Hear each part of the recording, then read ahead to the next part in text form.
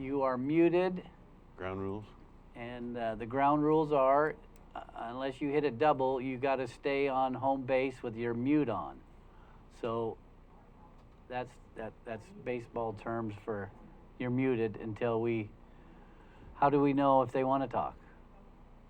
I think they have a way to raise their hand. I'm sorry, I'm not very computer literate on this either. Yeah. Can Charles Kronig, if you can hear me, can you try and raise your hand? See if there's a thing that pops up here.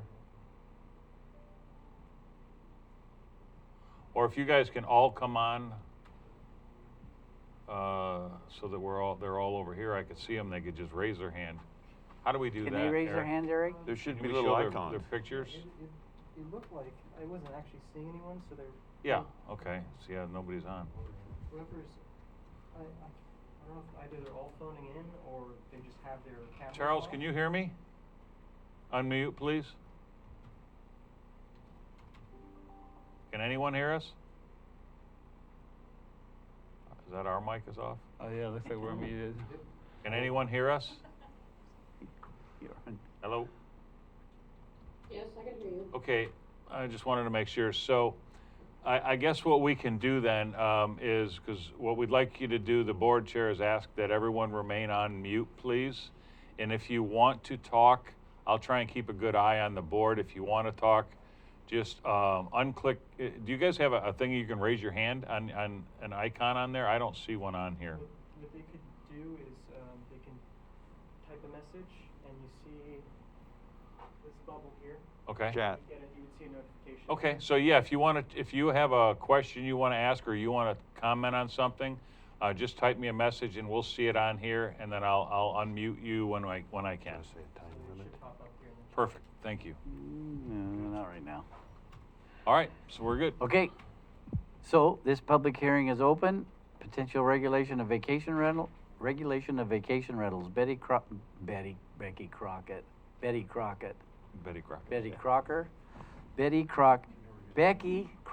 Excuse me, Becky. The pulpit is yours. Boy. At least you didn't do the chicken song. Yeah, I'm not gonna do it.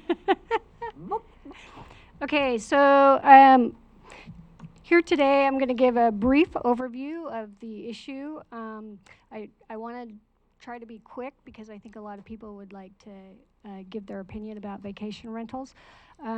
Garrett Thompson is here also as the building official because we do have an interface with the building official if we move towards a regulatory process for this. Just some brief background. We're essentially at a crossroads on the issue of vacation rentals. They're a positive influence in promoting tourism and bringing dollars to the community for people that own vacation rentals and the businesses that serve the vacationers. However, some have become conduits for nuisance violations and neighbor complaints. In the planning and building department downstairs, we receive requests to develop new vacation rentals or transition to existing structures for vacation rentals. That would be houses, sheds, barns, yurts, boats, every day. Every day we get these phone calls. We also receive complaints about short-term rentals or vacation rentals almost as frequently. Excuse me, Becky, real Sure. quick. Eric, we got Eric, a can you couple- turn up the volume? They can't hear us on the computer.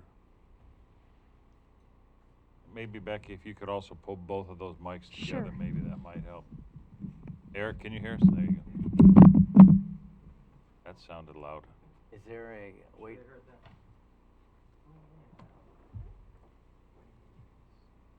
Increase volume. I can hear your voice.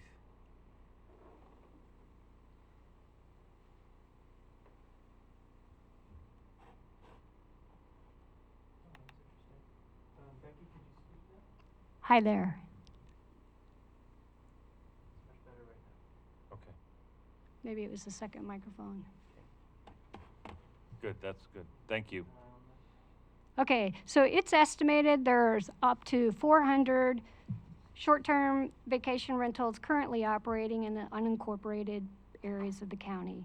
The only regulatory requirement that these have is to have a county business license and pay the 7% transient lodging tax. Approximately 100 of these have a business license. During the summer months, about 300 pay the TLT tax. Essentially, they're unregulated. You may recall at the last time we talked about this in November, the Planning Commission had recommended that you set up a task force to study the issue. You rejected that recommendation and asked for public comments at a workshop. This is the workshop that you requested. So your decision to proceed with a discussion of short-term rentals was largely influenced by the decision on November 2nd by the voters in Lincoln County to phase out vacation rentals in all residential zones over the next 5 years. That was because of a ballot, Measure 21203 in Lincoln County, to get rid of short-term rentals or vacation rentals. It passed 58% to 42%. And a large reason for the success of that ballot measure was the fact that citizens repeatedly asked the county commissioners in Lincoln County to do a better job enforcing vacation rentals because of the nuisance problems that existed. Lincoln County regulated short-term rentals solely by using a license program for them. Considering the success of that ballot measure, county staff requested a legal opinion to the following question. If Curry County regulates vacation rentals under the land use code, can they be subject to a vote of the people and be eliminated or phased out? County Council's legal opinion essentially was if we regulate them through a land use permit under ORS 215-427 and provide a mechanism for these vacation rentals to be vested, they cannot be shut down by a voter referendum. That's different than a license agreement. Most jurisdictions in the state of Oregon, they regulate vacation rentals through a license agreement. However, a license is considered to be a revocable instrument. With all that information, and based on our knowledge of vacation rentals in the state of Oregon, we looked at what our goal was. What are we trying to accomplish here? And essentially, what we determined is it's important for the county to protect the long-term viability and investments made by numerous well-managed vacation rentals in Curry County. But it's also important to put in place standards to address those units that are marginally managed, and there are a lot of them, and have been a conduit for nuisance violations. In order to accomplish that objective, what we are proposing is that we regulate short-term rentals through the land use process, essentially require an administrative conditional use for those to continue in operation. We also add what we call a fire life safety check by the building official. This is not an extensive check of building requirements. It's just the minimum to make sure the dwelling is a safe place for people to be. And I think I'm going to stop there. I could answer a lot of questions and give you reams of more information, but I'm going to stop and just wait for questions and let others give their input. Okay. So the floor is open for questions. If you have a question, come to the mic, say your name and Address. go ahead, sir. Tim Scullin, I'm happy to be here twice in one day. You can it's surreal. tilt that way up and, yeah. Okay, I want everybody to hear me. I have to say I totally agree with the recommendations of the presentation we just heard.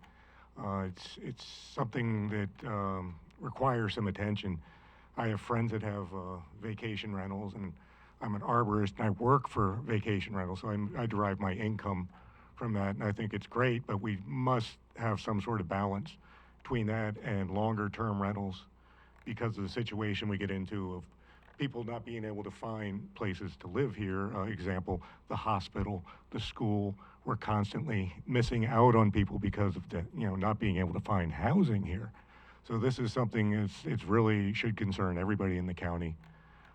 Other example would be a friend who has a business, a restaurant in town, and this was 2 years, pre-COVID. Out of his, say, 10 employees, I think 3 actually lived, had a regular living situation, out of that. So the vast majority were couch surfing, living in their cars, whatever. But I mean, this is the reality, as we, of course, now see fewer restaurants in our town, that there's no place for the people to live. So we have to somehow find a balance where we can encourage the longer-term rentals while maintaining the short-term vacation rentals. Thank you. Thank you. Any other questions or comments? Yes, ma'am?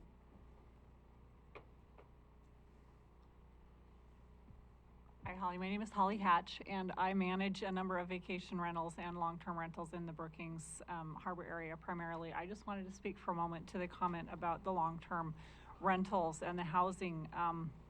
So the reality that I have seen is that the majority, by far, of my vacation rental owners are in the vacation rental owner market because they either use the rental themselves or they do not want to be long-term landlords because of the recent regulations that have been put in place by the state.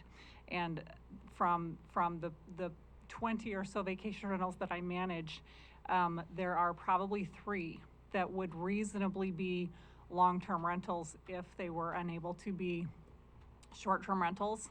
The others would not go into the long-term housing pool. And I completely agree that we have, a housing shortage, but I'm not sure that shutting down the short-term rentals is going to significantly or even marginally increase the available housing for reality for long-term rentals for that reason. Okay, so, we're not gonna shut them down, but there'll be you'll have to get a conditional use permit, am I right, Becky? That, yeah, and then pass this little inspection, safety inspection that the building inspector will do. So we're not talking about shutting them down. Heavens no. We wanna make that perfectly clear. Okay. Chris? Well, there could be a phase of shutting it down in that we may look at a moratorium, at least for 3 or 4 or 5 years. We may look at a moratorium on new, more than what is existing now. My question to you would be, if you don't mind, if you don't want to answer, that's fine. About how many vacation rentals do you manage? I manage about 20, Okay. and they're in the Brookings Harbor area. Some are in the city of Brookings, some are in the county. And do you know how many vacation rentals roughly there are in the county? I don't remember off the top of my head. Is 400 and something? I've heard several different numbers thrown around. That 400 is the number that I'm hearing for the unincorporated areas. I don't know how accurate that is, and I don't know where those numbers come from in terms of, if you look at VRBO, Airbnb, other housing, there's private sites, I don't know, how you get an exact number on that, but roughly. Thank you. Sure, thanks. Becky, can I also ask you to come back up? I had another question, Chair, if you don't mind. Yep, nope. I think something else we would need to do in this that I think would be important to everyone is classify exactly what is a vacation rental. Is that renting a home for a day or a week or 2 weeks? Is that an RV space on your property? Is that a tent camping site on your property? In other words, exactly what is a vacation rental by statute?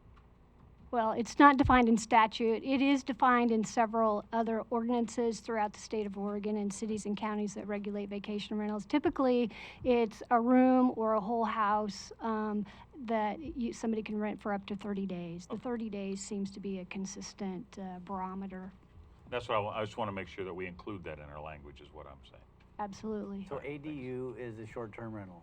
An accessory dwelling unit can be a short-term rental currently, unless a city, and I understand the city of Brookings, and I think just the city of Brookings, does not allow an ADU to become a vacation rental.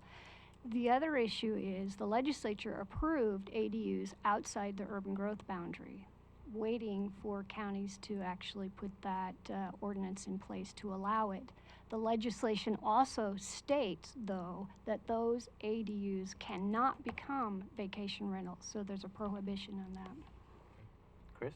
If I could, there's 3 questions on here I see. I'd like to read them, and then anyone can answer, preferably you. Time out. Could we get to the public comment period first, make sure everybody gets a chance to speak? Well, and this then- is- Well, that's what we're doing right now. Okay. This I is don't know, from Nora there's- Herrera. What are the statistics on the percent of housing stock in Curry County that are currently STRs? We don't have that information. We can tell you with pretty precise accuracy how many short-term rentals we have. That's based on a company that tracks all of the vacation rentals that are advertised on the websites.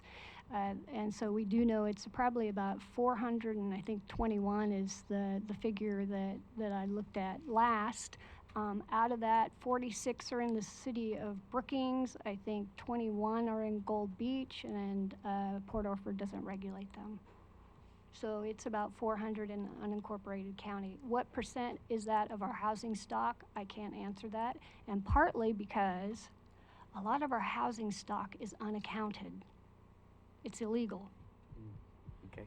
So I'm going to read a statement from Carrie Schultz to everyone. I entirely agree with Holly. I have 2 vacation rentals, and one was a long-term rental that was trashed by the tenants. I would not go to long-term housing with either rental. If vacation rentals were stopped, conditional use permits not granted. Long-term rentals have been very bad in my previous experience. Therefore, I would not increase the long-term rental situation in a lot of our cases, as I have talked to other vacation renters as well. Patty Vollmer, what happens when a nuisance call comes in? What is the penalty to the homeowner? Okay, and then she also says, I agree with Holly. Yeah, a nuisance complaint that comes in goes to code enforcement. Code enforcement tries to follow up. One of the biggest dilemmas that we have with vacation rentals, it's really difficult to find a phone number to call somebody to actually address the nuisance. Certainly, it's difficult to address the nuisance when it's occurring. And if you go on a website and you look for some of these vacation rentals, they provide no phone number for the location or the house where that vacation rental is occurring. If you go to some of these property managers, you cannot find a phone number that has that vacation rental identified. You can find phone numbers, but most of the management companies we're finding they operate 8 to 5, Monday through Friday. So if it's a weekend situation, it's really difficult to follow up. And really the way we contact the owner is through the assessor's records by sending them a letter. Any other questions from the audience? You mentioned there were 400 rentals, and you said 300 were paying the transient lodging tax? That's correct. Now, why is that, why there's 100 that aren't paying? Because we don't regulate them. We have no way of reaching out and suggesting somebody come in and actually pay the TLT tax. That's a considerable amount. Yes, it is. We depend on that tax. Yeah. quite a bit. Just so you know, if anyone from the audience speaks so that it's fair to everyone can hear, if you would mind, walk up to the microphone and talk into it with your questions. Right. Yeah, or repeat, yeah. You're gonna get the same answer. Okay, anybody else would like to speak? Oh, we don't have any more, yes, ma'am? Hi, my name is Claire Reynolds. I do have a question for Becky. If your proposal went forward and implementing it and following through, what would change in follow-through of 400 vacation rentals when you have 400 that the county is unable now to actually license and follow through with transient lodging tax?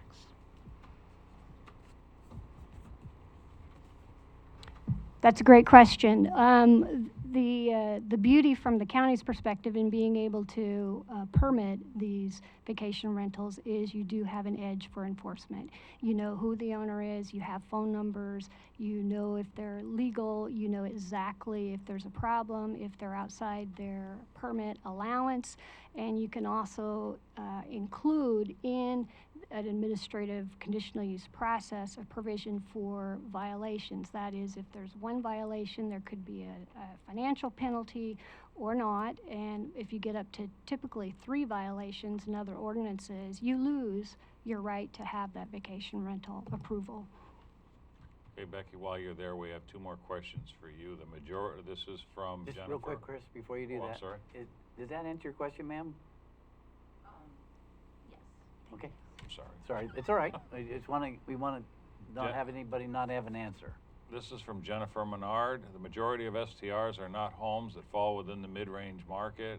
that would be sought out by the workforce looking to find rentals. What is the county doing to encourage growth, new development, incentives to developing additional housing? Growth is inevitable here with the mass exit from California. I think that's a question better for the commissioners than myself. Well, as you know, we are doing a lot right now. We have some private landowners in the county that are looking to work with us and our building department, and whatever means we can find to build affordable living housing for people. And there are several areas, 2 in South County that I know of and 2 in Central County that I know of that are being worked on right now. So hopefully that answers your question, Jennifer. The next question from Charles Kronig is, how will the CUP application and approval process work? Will they be approved at the director level?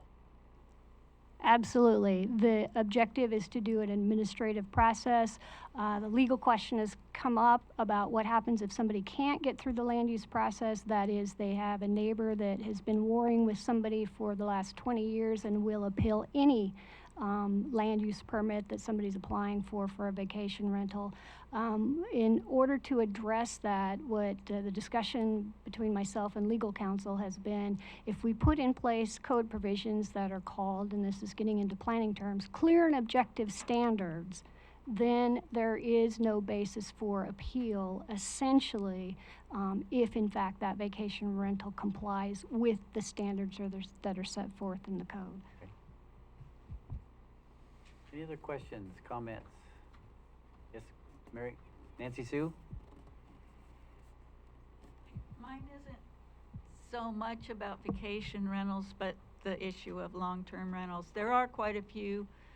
I live in Nasika Beach, and there's, even just in Nasika Beach and Ophir area, there are a lot of vacation rentals that I would be able to afford to rent if they were still actually long-term rentals. But the problem is the state laws that somebody mentioned that they just passed, I knew before they passed them that this was going to hurt me as a renter because they were totally outlandish. And I think if the county tried to, communicate with the state that this is really hurting Curry County, those laws really hurt Curry County because it hurts good renters.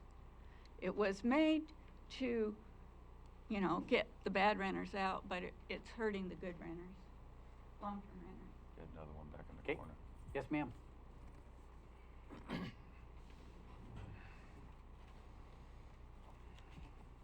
Hi there. Hi. My name's Annie Murphy. I moved here last summer, and my question's more about the process of getting permitted and getting answers when you continue to receive emails that just push you off and push you off. So I'd like to testify about my experience to be legal with my short-term rental. Okay. My uncle and I purchased the old forestry boarding home behind the ranger station on 11th Street. It's 2 stories and it's designed for the boarders that came seasonally for the forestry service. We spent the winter preparing it to turn it into a furnished finders project for traveling nurses and doctors that come on a 13-week contract. Okay. I felt the need for the community to assist with our hospitals. That didn't work out so well. There was a lot of crazy people traveling. So we decided after 5 months of insanity, which that's for another time, that we would check out Airbnb. So I began to call the city to find out how to get permitted. I'm a paralegal by trade. I know how to do my research. I scoured your website to find any permits that I could do and be proactive and autonomous, and I couldn't find anything. I could print a land use permit, I could print something about vacation rentals or different things, but none of it coagulates into a funnel where you are clear and precise about how to proceed. And mind you, this is COVID, nobody's answering phones, they're short-staffed, the doors are locked, there's nowhere to go. So I went ahead and put 2 rooms on Airbnb, and a month later I received this thing from Jody Fritz. Hey, what are you doing? You're supposed to be permitted, fill this out. So I returned her email and I said, I appreciate you contacting me. I've contacted Kim 9 times, here's my notes. I've been forwarded to a man named Anthony in the planning department, never returns my calls. I can't knock on doors, I can't speak to anybody, so we move forward. This income is to help me take care of my uncle who's in late stage dementia right now. So, filled everything out, submitted it. It was all done mid-July, and I continued every 2 weeks to email Jody to find out what was needed, what is necessary, where's my permit, how do I pay my taxes. I keep getting pushback, pushback, pushback, pushback. Now I'm being told that she's not even gonna review my application until she gets through the 21 that are in incorporated Gold Beach. Can you answer me, are we at 21? Does anybody know that answer? And if we are at 21, what happens to those of us that bought a home last summer before the May 21 maximum went into play? We spent $400,000 on a house to help the community with traveling nurses and doctors. That was our initial goal, and for me to have income to pay for Dennis's end of life. And here we are. I emailed Jody yet again, and I'm being told not until she gets through her 21 re-permitting will we have any of these discussions. So I feel like I'm being punished, and I would like answers so I know how to move forward in the new year. Well, the problem with this is that as a county, we're not responsible. We can't do anything to Jody other than. I understand. This is my testimony for your website on how can we funnel this to make it easier and keep people out of Jody's jail. And I will continue to try to address this with Jody, but I don't get anywhere. Okay. You know, so You I get- don't know who to go to if I don't go to the big dogs, and that's why I'm in front of you guys today. Thank you. Thank you. You want to touch that?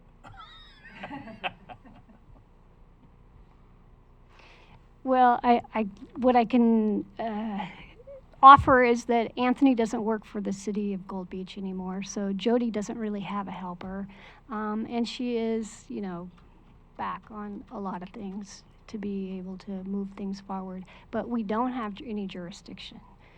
We can't help get vacation rentals regulated within the city of Gold Beach. It's just beyond our ability. How about our website? Because you were mentioning our website, right, ma'am? Yes, sir. What And about the county website? Can we do anything? we would just refer somebody to the city of Gold Beach. See, they're an incorporated city, so we are not legally allowed to even offer any kind of services because they have their own policies and procedures that you have to follow through them. So my next step is. So you'd have to. City council meeting, yep. Just it. There you go. That's the best way, is go to city council meeting. Yes, ma'am. You're welcome. So I think that does address something that I've heard from a lot of homeowners is the process. So there seems to be a lot of complaints coming in, and I have sympathy with that. But I think that a lot of it could be solved by education of homeowners. And from what I've heard from other homeowners, is they do feel like the conditional use permit is very overreaching. When I've heard the term used, maybe a soft regulation approach at first to see if you could resolve some of these issues. So I have homeowners that have wanted to comply. They've called and asked about licensing, and they've been told they don't need to get a business license. I recently had a new homeowner call and did a call log of 3 calls and messages to get a business license with no return. I think that the county could do a lot in the licensing process to resolve a lot of the issues. You could get a local contact phone number for these vacation rentals that are on file. You could do an educational packet that informed them of how to remit quarterly for the transient lodging tax, which I've ran into a lot of homeowners that didn't even know they had to do that. So I think the county could really curb a lot of these issues just through the licensing process. And absolutely. Yeah. Yeah. Miss, you can't talk from back there. You have to talk to the microphone. Yep, I so- know so many homeowners that have experienced frustration and where they wanted to be compliant and they have no resources.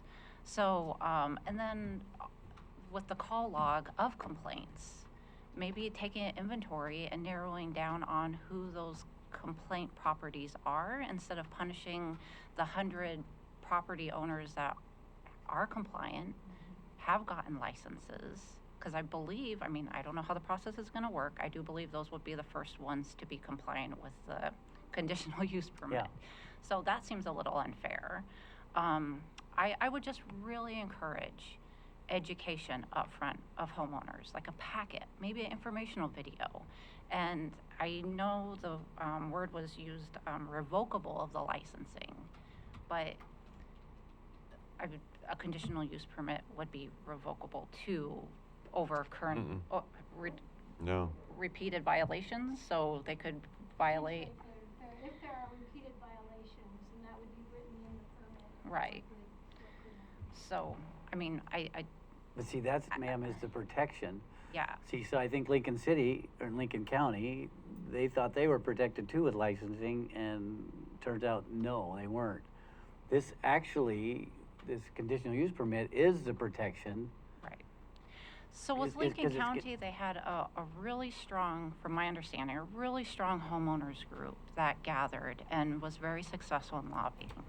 And I think that is a community education of what short-term rentals bring to the community, a curbing of the nuisance problems, and I really do think that a huge amount of that could be curbed through education of homeowners through the licensing process.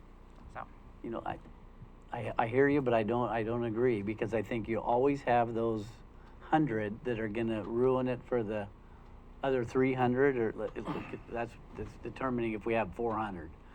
So we are getting so many complaints from one end of the county to the other. The other day, Becky told me we had Woolham Lane, which is Winchuck, and Florist Lake. So that's, you know, from one end of this county to the other, we have those folks that are not gonna comply, and those, you know, so this protection that. So I'd also say I've had homeowners that said that they've had neighborly complaints, that has not been funneled back to them for them to actually resolve it on their end. So again, I think a systematic process that the county could put in place.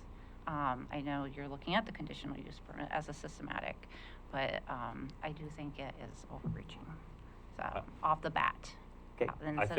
I think a lot of what we're doing with this workshop right now and this public hearing is to discuss a lot of these issues, and then from that formulate the best approach for a lot of this. Yeah, no, I appreciate it. Thanks.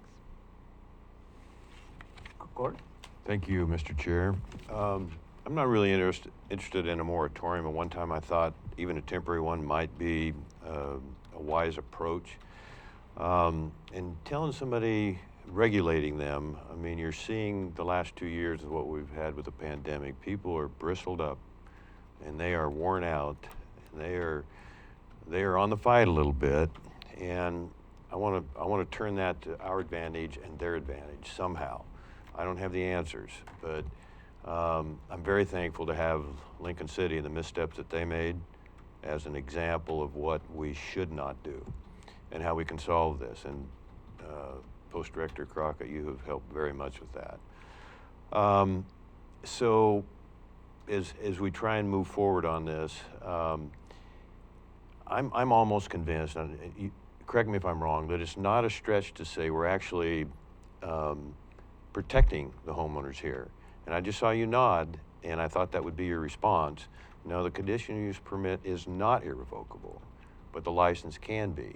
And even if there are a series of complaints regarding bad behavior, the 100, we focus in on those. That's our job.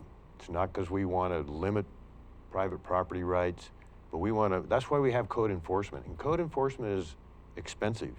It's a tough sell sometimes to the taxpayers that, hey, the only way we're going to get those dogs to stop barking, the only way we're going to get the neighbors to firewise their backyard, the only way we're going to get the garbage taken care of is if we push hard. And that's going to be an improvement for everyone in the county. And I think that has been the basis when we got this done 4 years ago on the code enforcement with Commissioners Gold and Commissioner Huxley, unanimous. So I didn't mean to take that much time, Mr. Chair, but There's a way to make this really good for everyone without being over-regulatory, to understand how critical it is for the public health and safety. That's just not a guise to shut people down or over-regulate, but then get back to workforce housing, pull everybody in together on that discussion. Sorry, thank you. I have to close it right now? No, whenever you're. Oh, okay. Yes, sir. I don't want to hog the mic, but You're fine. I think, to me personally, what Becky said makes perfect sense as far as how to move forward. Other people have different opinions. But the one thing that's really kind of sticking in my mind now is that a quarter of these people aren't paying the TLC. And that really disturbs me because I work quite hard on the behalf of the fairgrounds for that thing. And I want you all to have that money. So whatever is going to get some teeth to get us to the point where everybody's paying their fee, that's a good starting place. Because that is something that, we need the money. And so I don't know beyond that what we do. Thank you. Thank you. Yes, ma'am.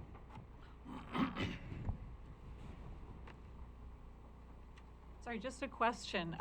In terms of the licensing, either business license or conditional use permit licensing, what is in place now and what would be in place to prevent, say, someone who is operating without even a business license now, if they simply continue the operation that they're doing now without a conditional use permit later? How does that work out? I mean, how do you find out who those people are and address that at that level rather than, because it sounds like it's not being addressed now as they're not licensed or they don't have a business license, and apparently there's not a recourse to address that at this point. So how does that translate then into a lack of conditional use permit? Does that make sense, what I'm asking? Yeah. Okay. So just step back and let Okay. Becky, you don't have to go sit down if you don't want to, but you can just kind of wait and see if you get answered. Everybody must be taller than me. It's a really good question. So how do we make sure that if people go through this conditional use process, they get their conditional use permit, they have their business license, they're doing everything on the up and up, and then somebody down the street, or actually what mostly happens in Curry County is somebody in the back 40 puts up a cabin and just continues business. We can catch them easily through Airbnb or whoever else they're advertising through. It's actually pretty easy to figure out who's got their license and who doesn't. Code enforcement, to my knowledge, hasn't gone after people who don't have a business license for vacation rental. And part of the reason why that's difficult is we don't regulate vacation rentals. If we had a pool of, here's all of our vacation rentals, they've all gone through the permitting process, that information not only would be given to code enforcement so they know who's on the up and up, and when they run into somebody who's not, it's easy to give them a citation. But that information also, in a lot of jurisdictions, goes to the sheriff's office. That way the sheriff knows who to call when they have the complaints that come in after hours and on the weekend. So yeah, the land use process does give us the information that we need to protect those people that are in the business and doing a good job, and also to shut down those that are creeping in the back door, so to speak. Did that answer your question, ma'am? Yeah, mostly, maybe just a little bit of clarification. So on the permitting process right now, is there any kind of stipulation about what the business license is for?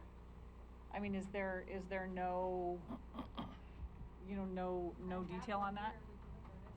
So the land use department doesn't issue the business license. That's issued through the economic development arm of Curry County. And I don't know if there's somebody here representing economic development.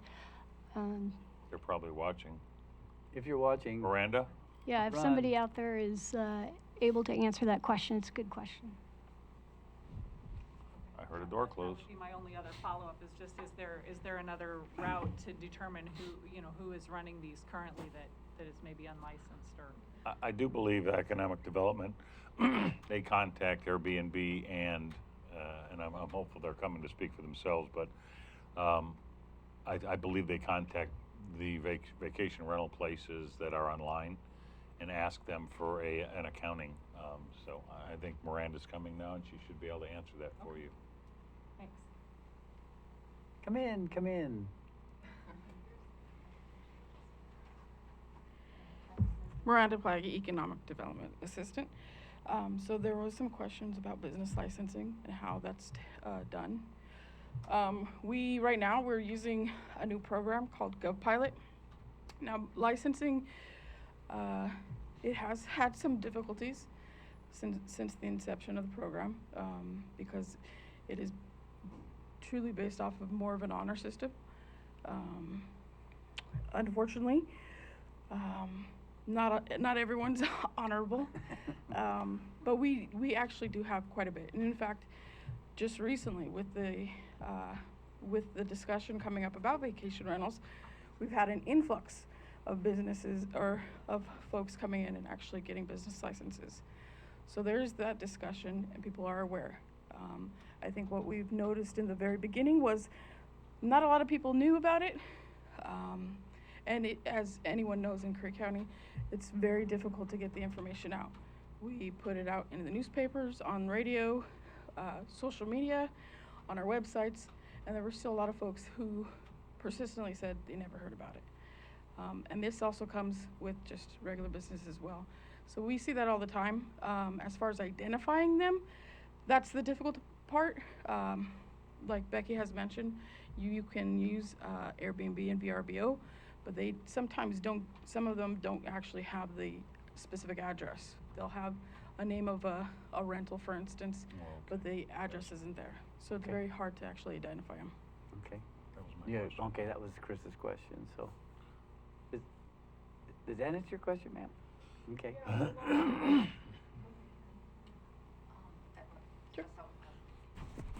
Can I ask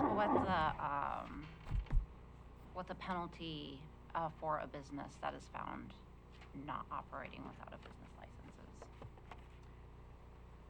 So there are some penalties and fees if we do actually identify someone who's not, who's actually running a business and hasn't actually come forward. With the inception of our business licensing program, there was a specific date that they had to have those licenses in.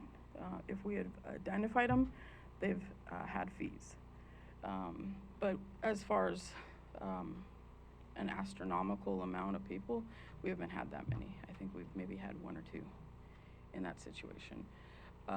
You know, our fee is pretty nominal. It's only $100 to get licensed with the county.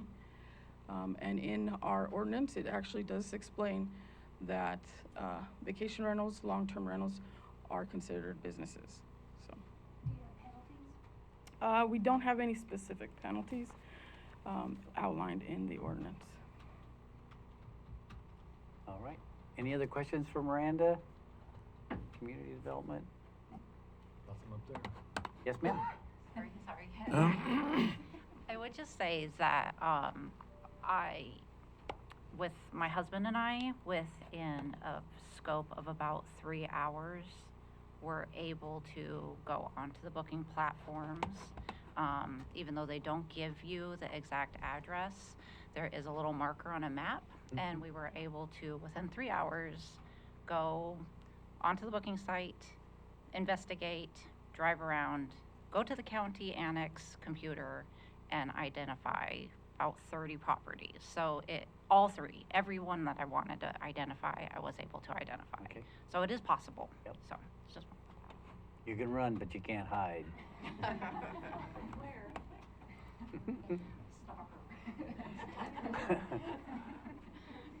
Any other questions? Anybody out there on GoToMeeting? I'd like to just voice my opinion, if possible. Sure.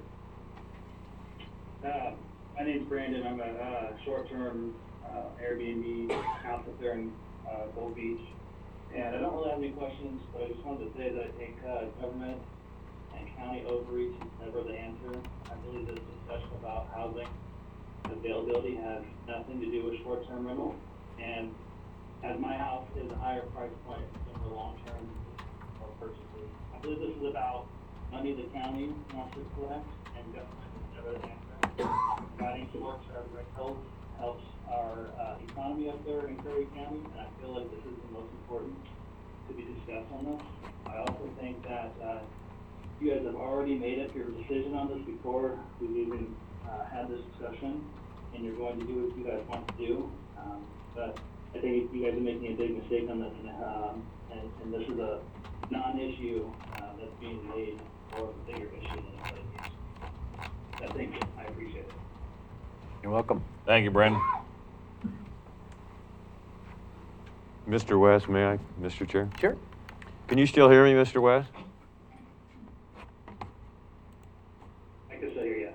Thank you. Court voice here. I lost a little bit of the audio there. Did you say you have a short-term rental? Yes, it's managed by, Claire Reynolds, yes. Okay, so you would be opposed or be uncomfortable with the approach of getting a conditional use permit? I just feel like it's a little, overreach, and the whole, nuisance, claims. I mean, I'm not the one sitting there collecting the calls, but we've never had an issue on our property, and there never will be.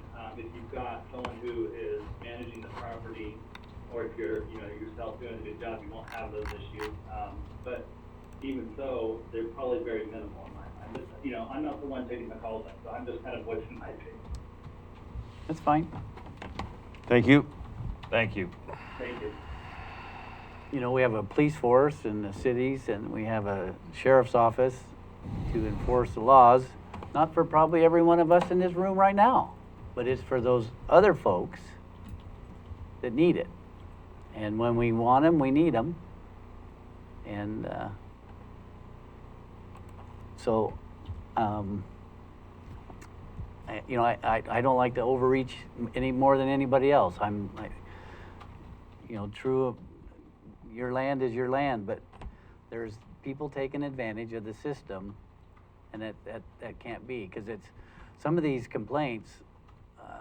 I even asked Becky, should we read some? Because she's got some, and this one that she read to me was pitiful and scary, and so you might call it overreach, but I think we're going to come to a decision, and it'll be the right one in my mind, and all three of us will agree. And Chris?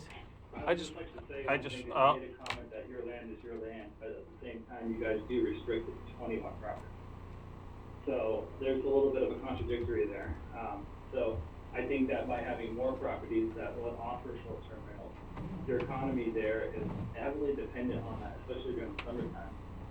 And I think that just as a homeowner, we're able to provide that without taking away, opportunities for people to buy homes at a cheaper price.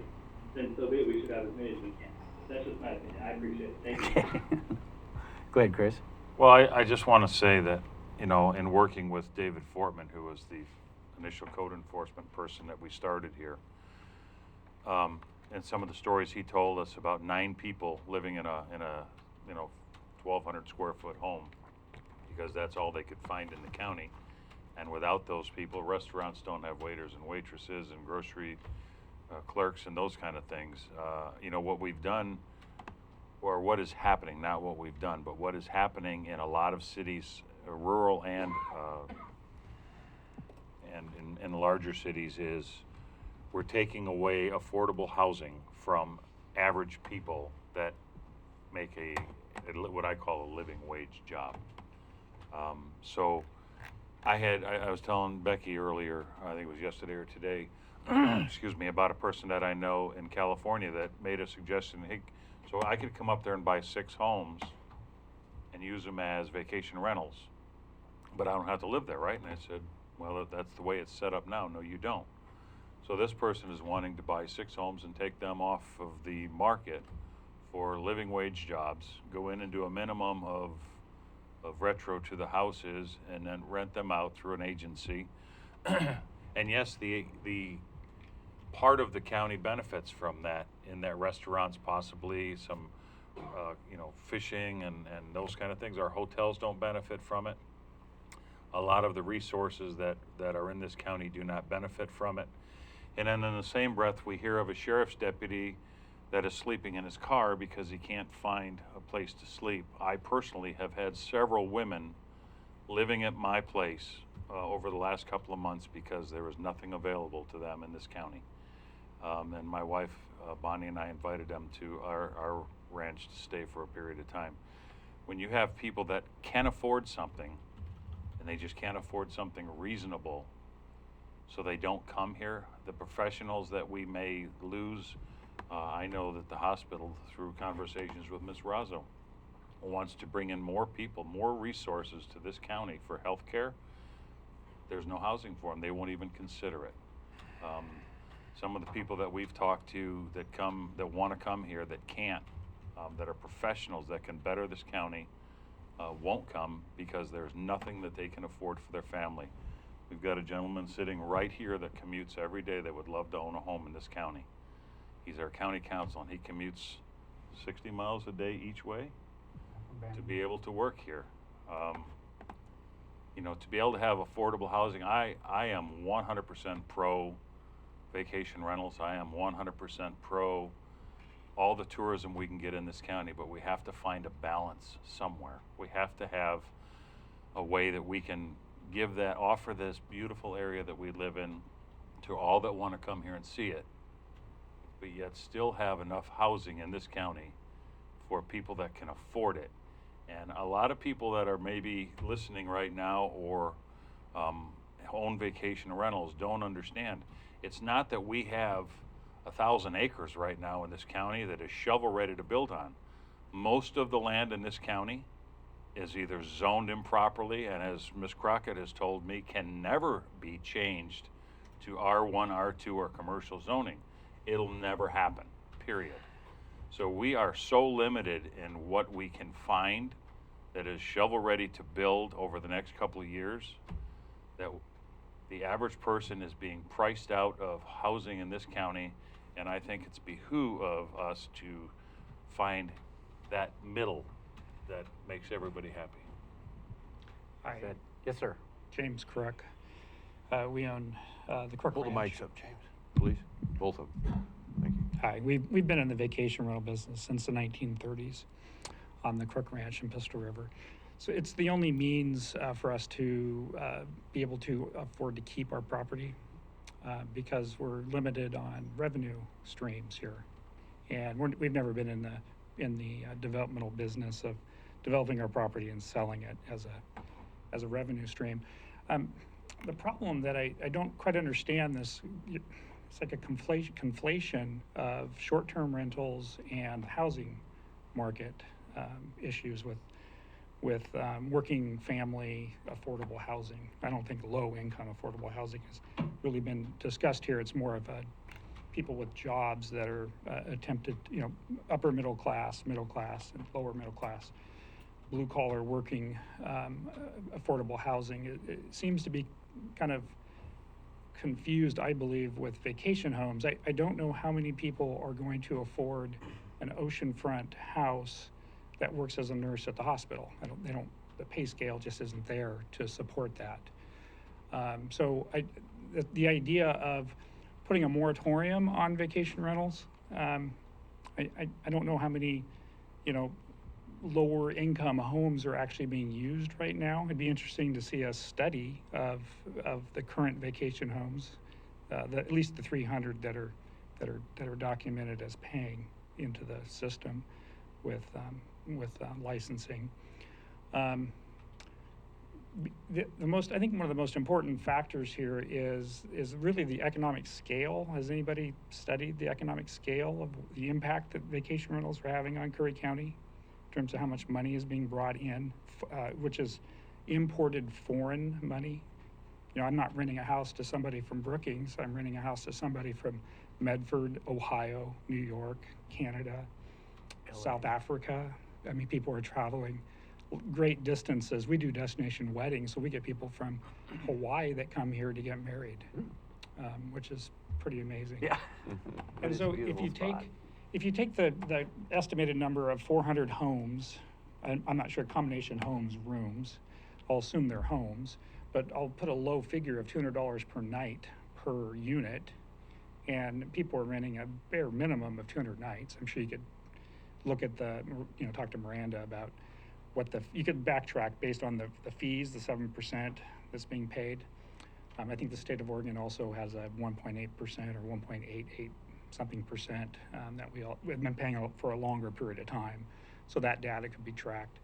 That's $14 million a year or $16 million a year. And then that 16 million is bounced around the community, other than the people that, like this guy that wants to buy 6 houses and go, export the money back to wherever he's from or she's from. But vast majority would be people that live here are going to spend the money here, and then that money, of course, maintenance on the houses and road maintenance and going to the restaurant yourself, that money bounces around 5 times. And that ends up, just a simple model, that ends up being $80 million. And I would suspect it'd be significantly more than that. I have a minor in economics from Stanford. So I think I'm extremely conservative. We're proud of you, James, truly. Yeah. It's Gold Beach High School. Yeah. So one question I have is, in terms of this, it sounds like there was the possibility of a moratorium, being some sort of moratorium Well, being it's something, passed. it's something that I brought up about a year ago, and I've spoken with Ms. Crockett about the possibility of that. So we just kind of bantered it around a little bit. It And was the never idea- brought to a formal table. And was the idea because of the housing crisis? Yes. Okay. So the idea of a moratorium, I have no problem with ideas, but it's the study, it's looking into, your decisions and the ramifications of those decisions, and are you targeting properly? Think of radiation therapy and cancer. It's all about targeting. So if you miss the tumor, you're damaging the body around, the healthy cells around, and it's devastating. It's gotten remarkably better. Varian physics from Stanford. They produce those machines. Anyway, another question was, do you have a sample idea of this proposed CUP, of sort of the limits, what would be the limitations that it would create? Step back and you'll have an answer. Thanks, James. James is somebody that actually has been really helpful in giving us feedback, both downstairs as well as through the Planning Commission process on this discussion. We don't have anything written on what this conditional use process and what the criteria would look like. I've been receiving feedback from everybody, including James and the legal counsel, to try to figure out how to write something that is fairly streamlined, can protect vacation rental property over the long term through the land use process, and not be subject to a referendum and be sunsetted. But nothing is written yet, and that's part of why we're having this workshop, is to figure out what should be written in order to achieve the objectives that I've heard today. I do want to say that there's this question about, should we do a license or a conditional use permit? When this issue first came up, about 2 years ago, I thought, okay, well, sooner than later, we'll have to put in place a license process to regulate short-term rentals. That's pretty much out the window with a referendum that could come and wipe away everybody's ability to operate these facilities.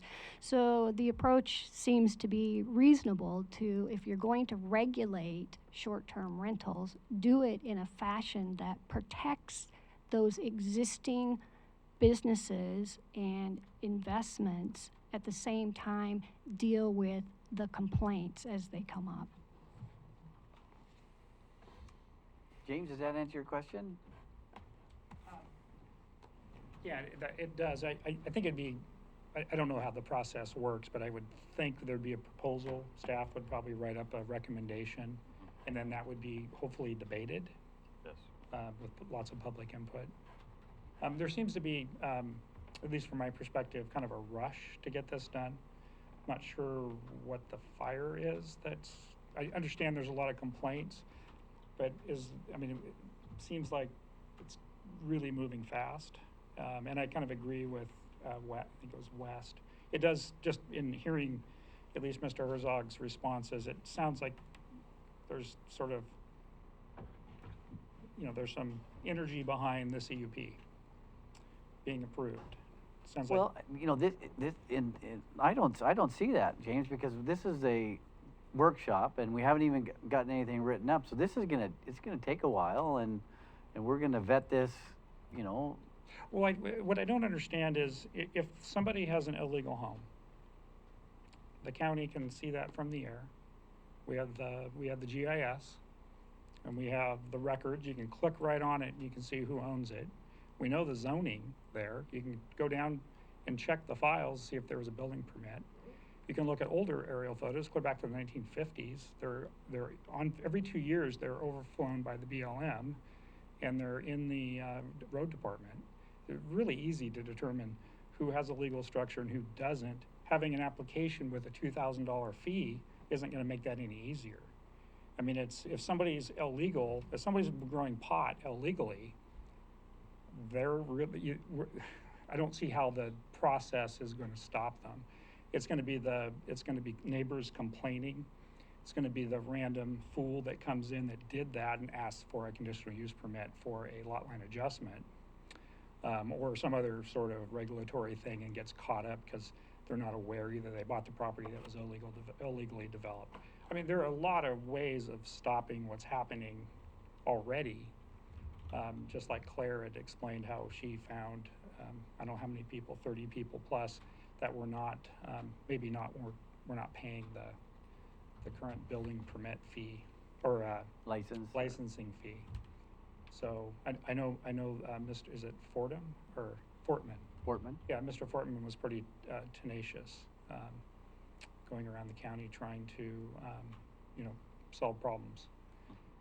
So I would think there'd be an economic incentive for them to do that on their own. I don't know how the permitting process will streamline that, being that there's revenue sources that they're not seizing upon right now.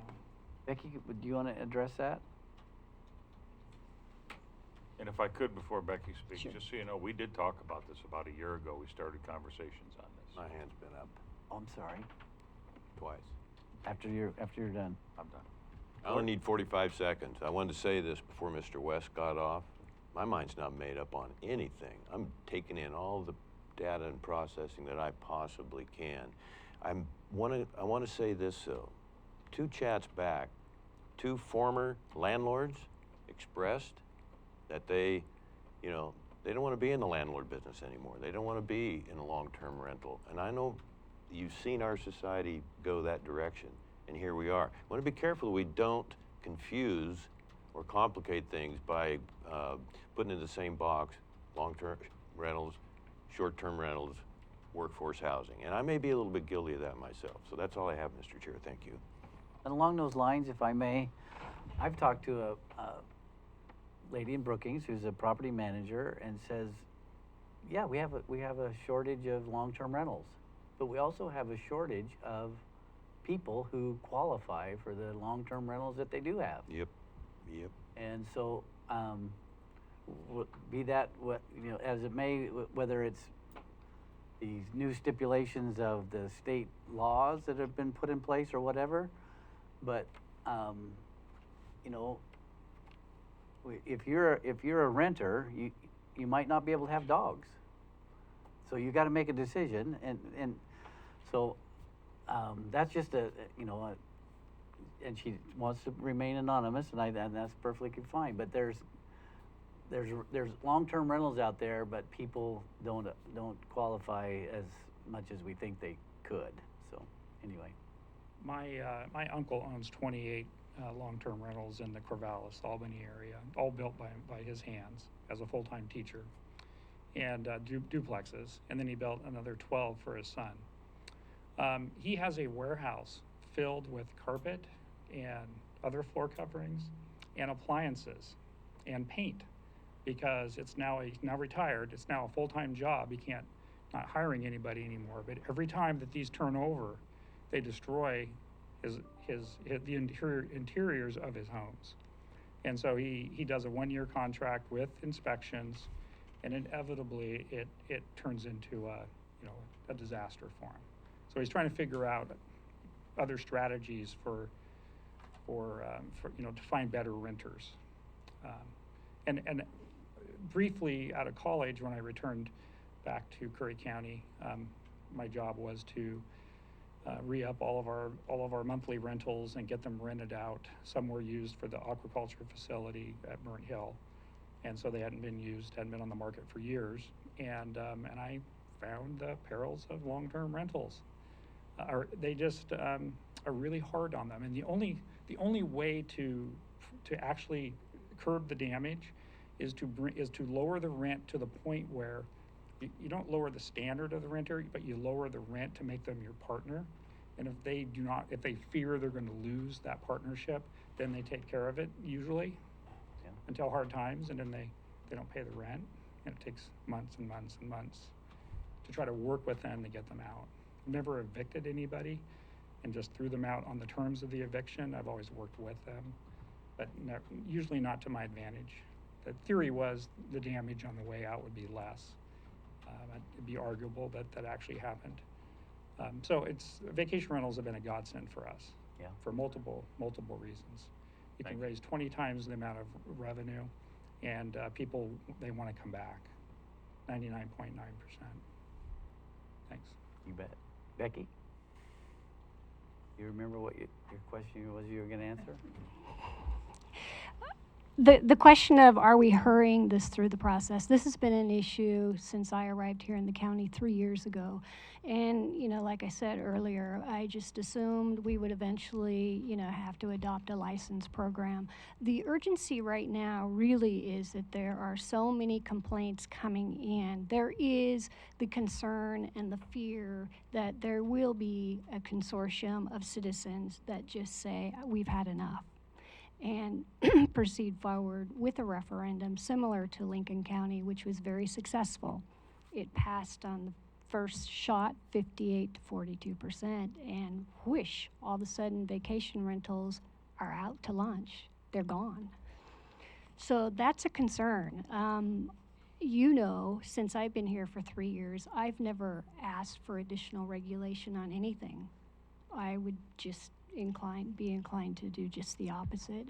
On this issue, it's not a piece of regulation to raise money for the county. It's not a piece of regulation to just, inhibit people from doing short-term rentals. It's a piece of regulatory action to protect what is, in fact, a lucrative and important part of the economy in Curry County.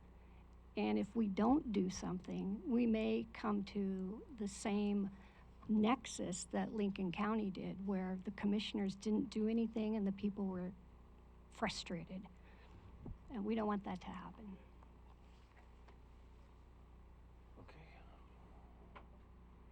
Find out how long planning or building inspector Thompson needs, so we can have a break, and we can also be on time with the 3:30, because I assume we might have a half a dozen.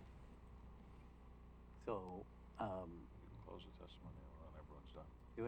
is everybody done speaking to this?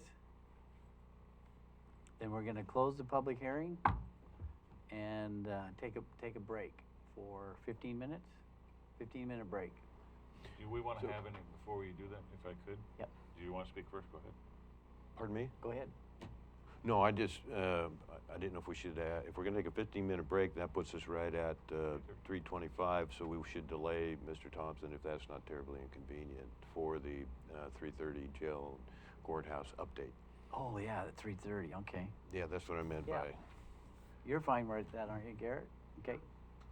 I just wanted to ask, should we have some direction from Mr. Yes. Rocket and planning to come up with what you feel would be a reasonable Conditional use? conditional use permit or license fee, whatever you guys think is the best thing, and bring that to the board at, say, 2 weeks, we have another workshop?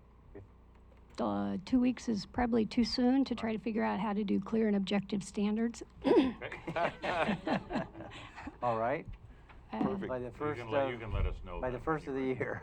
Thank you. All right. So that's the direction then? Yep. Okay. You got direction. So with that, as everyone online with this go-to-meeting here for this topic, we're going to close the go-to-meeting session. So thank you all for attending. Okay, let's take a break. Back at 3:25.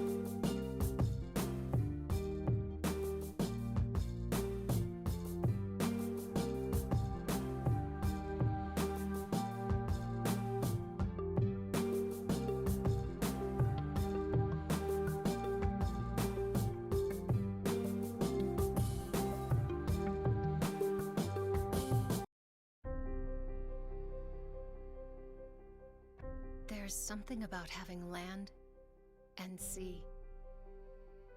Never having to choose between digging in or looking out. Here, you can go where the spirit or the wind moves you. To the tops of the trees, along secluded beaches, or into more wild and scenic rivers than anywhere else in the western United States. We're the closest place to the sunset while still keeping your feet dry, and a destination where anyone can begin. We share more than we keep, so you can see more than you imagined. This is a place you have to touch, hold, and feel to believe. The entire shoreline of the West Coast's best coast is open to you, and playgrounds made of forests are waiting for you. Escape to Curry County and don't leave anything out.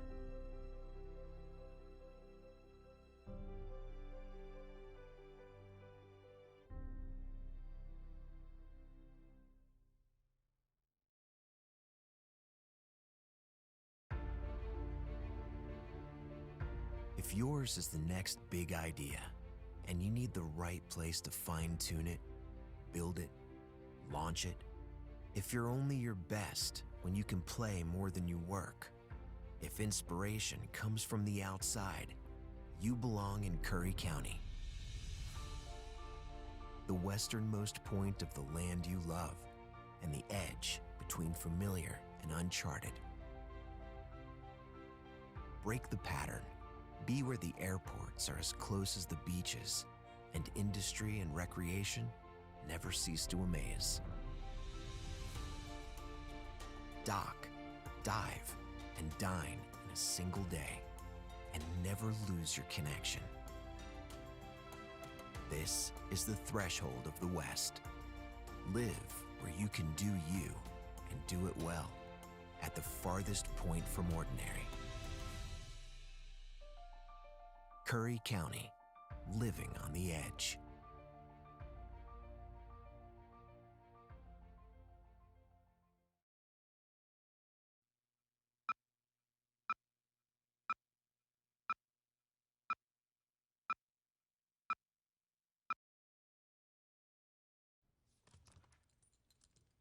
There's a shelter pet who wants to meet you.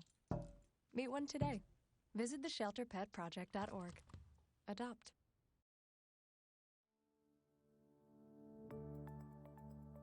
Wildfire, as everyone knows, has emerged as one of the big major issues affecting Oregon and, for that matter, all western states. A real actionable response that's including how do we fight fire, actively managing our forests so that we don't have the fuels out there, and how are we going to protect communities from smoke exposures. The council is really set up to have a comprehensive strategy that's based on action and based on protecting our communities. The primary focus we as a board have come through with is that in researching the policies for fire management, yes, prescribed fire has its place on the landscape, but not during fire season. We, as a county, passed a proclamation that says once the state fire marshal declares fire season, it'll be nothing but full suppression, and recently took a resolution to the National Association of Counties, essentially says that they support coordination between agencies and local governments for the health, safety, and welfare of the citizens regarding fire. Prescribed fire, fire season, anything that affects our citizens. This is Lily Morgan from Josephine County, and we are at the Rogue Leadership Forum today, looking at the best possible partnerships that we can come up with to fight the fire issues and the smoke issues that we're facing in Southwest Oregon. So looking forward to coming up with solutions and the partnerships to get the job done so we don't face what we have the last few years with catastrophic fires and smoke that invades our communities for months to come. So this is a good opportunity, and we hope to be successful in the outcome. Seeing so many people come together has really been exciting for me because there's a lot of expertise, there's a lot of resources, and as we attempt to do a shared stewardship approach to keeping people safe, it's really important that we get together. So my name is Merv George Jr., and I'm the Forest Supervisor for the Rogue River Siskiyou National Forest. The first thing is making sure to get fires out if they're threatening life and property. The second thing that I'm going to focus in on is when it's safe to do so, to put some fire on the landscape when it's cooler and not during fire season to reduce these same fuels that are giving us so much fits during the fire season. Bob Horton, I'm the fire chief of Jackson County Fire District 3 in Southern Oregon. The challenges that are facing us in terms of the mega fires and the wildfires that we've been experiencing out in this valley, particularly in the last couple of years, but across the state and across the region, incredibly concerning to us in the fire community, those in our communities in general, our constituents and our patrons are extremely concerned as they ought to be. And really the takeaway from the work that's being done now is this is an extraordinary collaboration of dozens on dozens of interested stakeholder groups who are coming together with a common purpose. It's really an inspiring showing of humanity to not only be able to provide for a greater quality of life for our people, but to be strong stewards of our land so that our future for us and generations to come is incredibly bright. Very pressing issue. It's bearing down on us. Fire season is approaching, and I am really interested in preventing my home and other homes in my community from being impacted by wildfire, specifically from being burnt down. That's my main reason for being involved. Quite a collaboration of folks. We're here looking for practical solutions to help us unravel some of the issues surrounding wildfires today here in the state of Oregon. And my focus really is on planning for large wildfire events in advance of their occurrence. That way, when they do occur, we can respond more appropriately to those situations. Well, I just think it's grand if all of the people all over the state have come together today to be concerned about water. It just warms my heart because I know that they really will leave here today feeling more impressed about the water because I have told them that we're all born in water. We cannot live without it. It's our job to take care of it, stop the garbage in the rivers and streams and oceans because there's life in that water and it's our job to keep it clean for them. Because we cannot live on this planet without the animal kingdom. I was in Ohio at the Ohio River with Dr. Emoto, the Japanese scientist who had proven water could heal. He and I stood on the riverbank and blessed the Ohio River that they had us come to do. And I prayed that God has still kept the river good for them over there. We were taught when we were little that prayer works.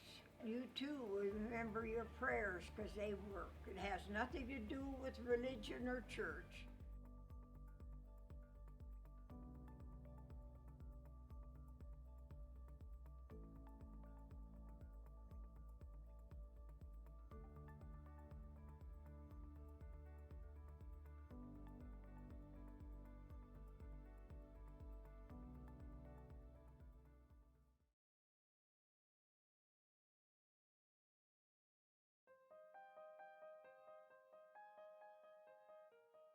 Why do counties matter?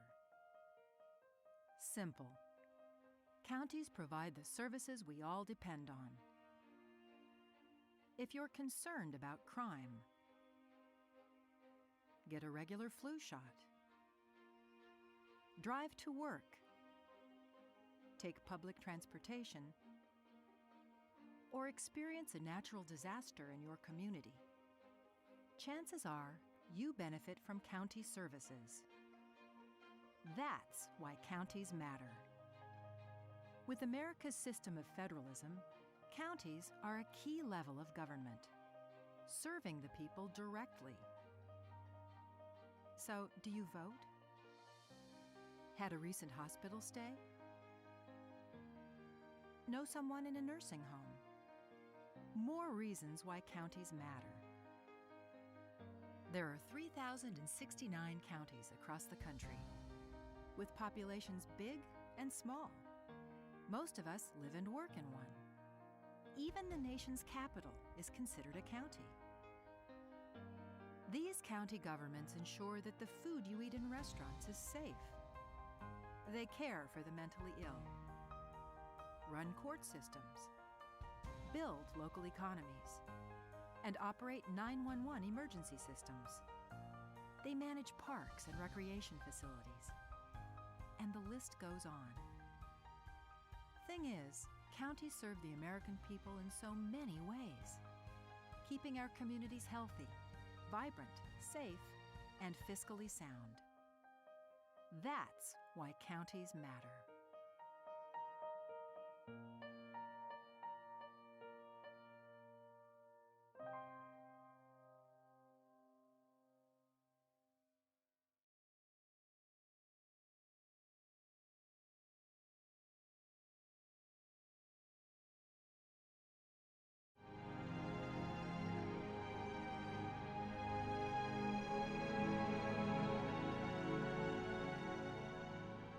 Hi there, I'm Patrick Priest, Executive Director at CIS. And I really enjoy coming every year to this conference because CIS, we are all about counties. We are owned by counties. We were formed by the AOC. This is a great occasion for us to meet everybody in one place and learn what's important to the counties all across Oregon. It's the networking. I mean, we learn a lot about the different issues that counties deal with, but it's networking with other commissioners, getting ideas on how they handle situations that is the most helpful for me. I love my job. It actually matters to me on a daily basis. I used to do a lot of charity, and in commissioning in Deschutes County, you can make a serious difference.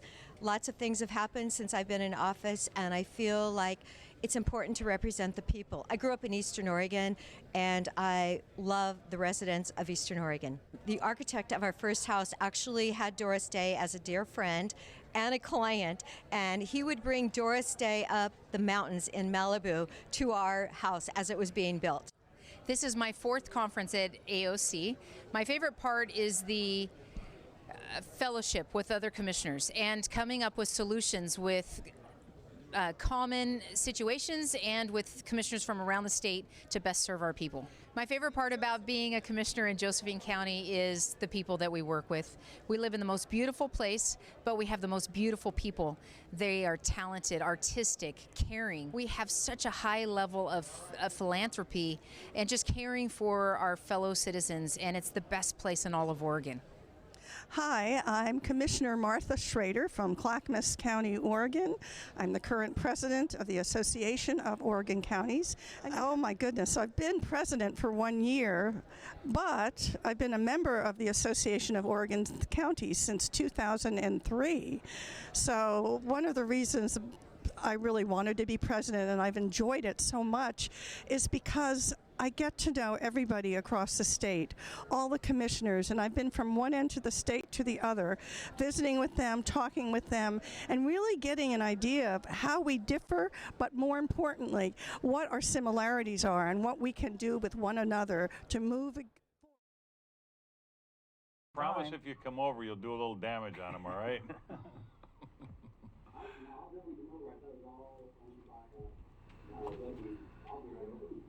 Well, I was just teasing. You don't have to, but I just, anyway.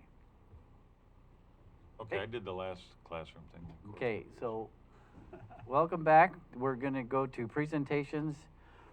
Curry County New Jail Courthouse ORW Architectural Plans Update Workshop. Commissioner Boyce tentatively scheduled at 3:30. We're 3 minutes ahead. Is that okay? Yeah, and I don't see anybody from RWR on here. I don't see the architecture company. Nope, they're not on here. So Garrett Thompson, are you out in the hallway? Nope. No, nobody's here, so we could. Well, thanks for getting us back on time, though. Yep, that's the only go-to meeting. Somebody is? No. Oh. Hope they're not like I did yesterday. I missed a meeting with Luke Pike. Me too. So did you. Yeah, I think everybody did.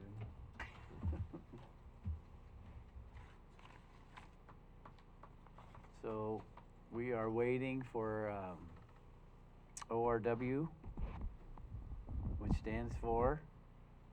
It's the name of the architectural firm. Yep, it stands for? It's not necessarily an acronym. Oh, okay. Could be. Architectural plans and updates from ORW. We had Phil Lemon on the earlier call. That was real important. Anybody have anything that they want to pontificate on? Pontificate? Pontificate. Just in the regular meeting, I do.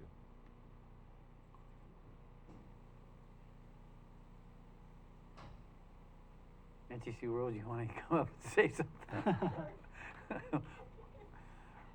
Tell us how much you love us. I do, Nancy Sue Rose. I really learned a lot in that because I have been a renter all my life. And when the state passed those recent regulations, I knew it was really going to hurt us. And it's not that I'm against, vacation rentals. I mean, I've never used them. Yeah. But the ones who said there are no large, there are no vacation rentals that if they converted to houses that would regular people, working class people would. I disagree, but then I was thinking later when I sat down, I thought, oh, I wonder if those are the ones who don't have a license, are not regulated. Yeah. They're just renting out this little shed that they converted into a vacation rental. And that's probably what's happening, is those aren't, they're not on. Right. Well, I heard, especially during COVID, that there was landlords who had lost their house, their personal houses, and were living in their vehicles because renters didn't have to pay rent and different stuff like that, which is... And I knew that would happen. Yeah, it had to. I knew that would happen, and I thought, this is so wrong. So I knew that it is sort of a plan of some nefarious people to get rid of renters. So. I don't think there's any three more people up here like Court and Chris and I that don't want overreach of government, but we're forced to. Hey, I think there's a bunch of people waiting to get on, but it says I'm in the go-to meeting, and it says waiting for Board of Commissioners. So, Eric. Who's saying that, from ORW? Yes. Eric, can you come here a second? There's no more go-to meetings here that are lit. There's just this one. Okay, Court got an email that says... From Dana Crawford, ORW, I'm in the go-to meeting, and it says waiting for Board of Commissioners.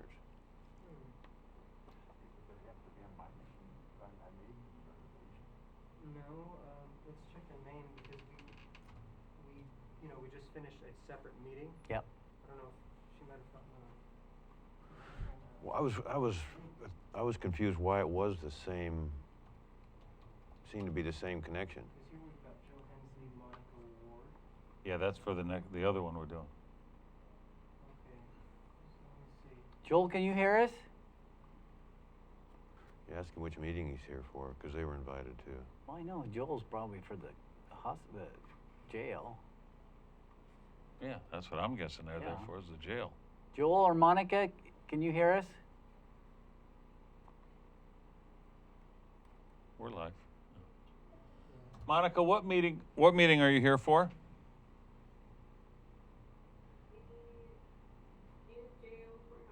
Yeah. Okay. Thank you. Can you email Mr. Commissioner Boyce the how you logged on, or the invitation, or? Mind if I take a look there at what you were saying? Absolutely. We might have set up. Does that make separate sense, Monica? Yeah, that's what's going on. Gotta be. Yeah. She muted us. Oh, you want me to go back to the... You have the link on there. What did you send out, clear back to the big group, Stone and Lehman and Bovette, all the above? So I think to get into the other meeting, we'll have to exit this one. Did you get something from Monica? So just let them know we're going to leave this meeting. Yes. We need to give her and Joel the new... No, we'll need to give them the new one, because that's what they're here for. Guys, we're going to give you a new meeting address in a while. Okay, go ahead. Is that okay, John? So now we're going to go to a go-to meeting. Should this be before Thanksgiving, right?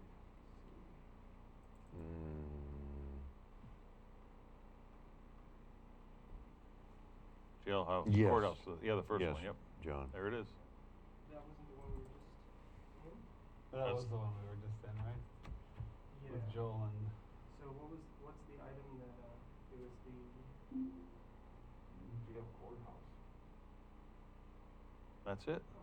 And there's no one on this one. Yeah, 'cause we which just was kicked the that other out. one that, well, yeah, So let me Joel and check them were on here. the courthouse one, right? So what's the item that, the other folks are tuning in for? Same thing, bud. It's the new jail. Yep, one right there, that top one. Okay, so, I mean, the meeting was active, so they should have, what we can do is.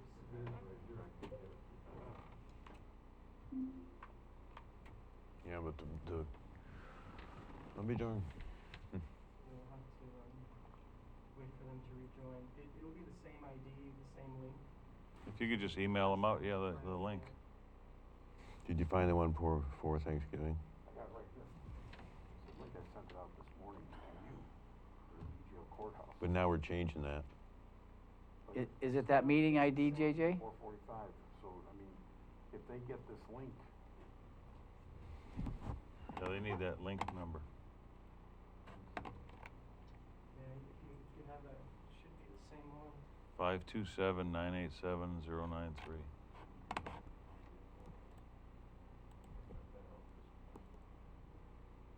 Yeah, it should be the same code. Hmm. So we just have to ask them to rejoin.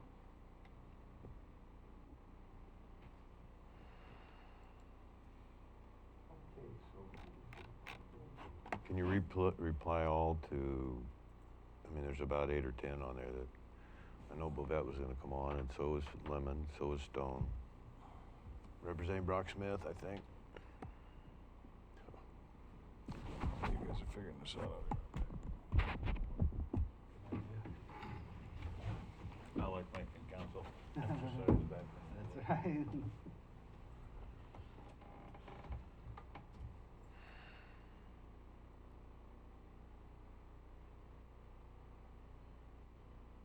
So we are still live. Should we Okay, yeah. go to recess? Yeah, I guess, until. Please, yeah. Riveting television. Okay, yeah.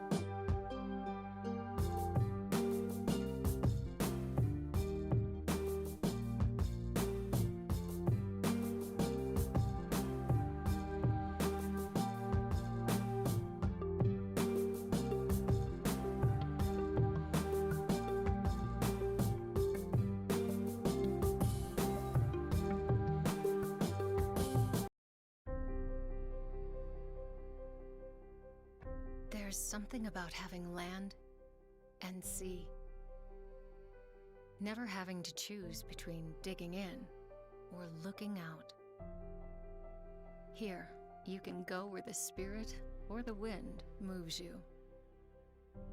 To the tops of the trees, along secluded beaches, or into more wild and scenic rivers than anywhere else in the western United States. We're the closest place to the sunset while still keeping your feet dry, and a destination where anyone can begin.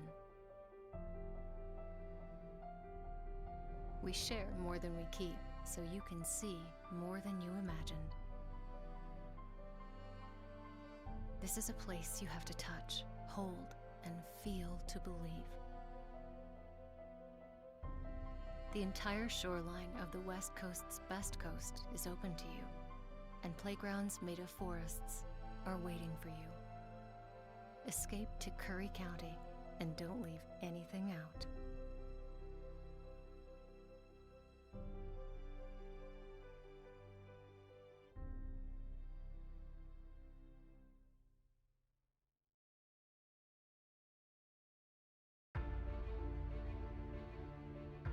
If yours is the next big idea and you need the right place to fine-tune it, build it, launch it, if you're only your best when you can play more than you work, if inspiration comes from the outside, you belong in Curry County. The westernmost point of the land you love and the edge between familiar and uncharted. Break the pattern. Be where the airports are as close as the beaches, and industry and recreation never cease to amaze. Dock, dive, and dine in a single day, and never lose your connection. This is the threshold of the West. Live where you can do you, and do it well, at the farthest point from ordinary. Curry County, living on the edge.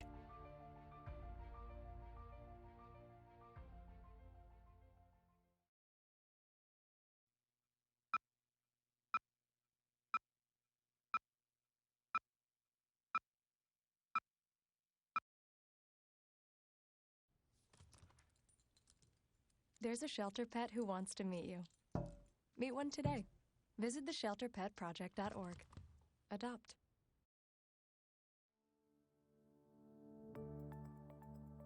Wildfire, as everyone knows, has emerged as one of the big major issues affecting Oregon and, for that matter, all western states.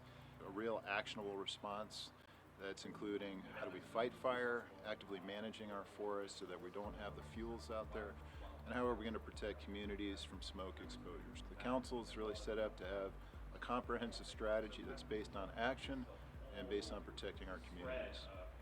The primary focus we as a board have come through with is that in researching the policies for fire management, yes, prescribed fire has its place on the landscape, but not during fire season. We, as a county, passed a proclamation that says once the state fire marshal declares fire season, it'll be nothing but full suppression, and recently took a resolution to the National Association of Counties, essentially says that they support coordination between agencies and local governments for the health, safety, and welfare of the citizens regarding fire. Prescribed fire, fire season, anything that affects our citizens. This is Lily Morgan from Josephine County, and we are at the Rogue Leadership Forum today, looking at the best possible partnerships that we can come up with to fight the fire issues and the smoke issues that we're facing in Southwest Oregon.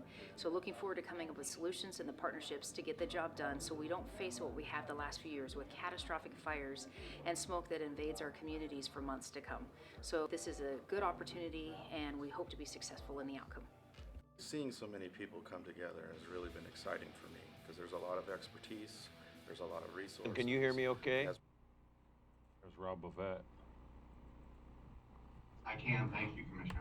Thank you, Rob Bovet. Welcome. I know you have just a few minutes, so we'll get started here.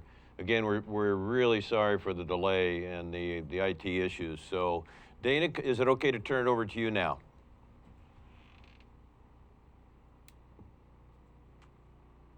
Where'd she go? She's there. On the side? Yeah, you're muted, I think. No. Yeah. There she goes. How do we get rid of this stuff? Oh, that's us. Insert screen now. Scroll up to the line.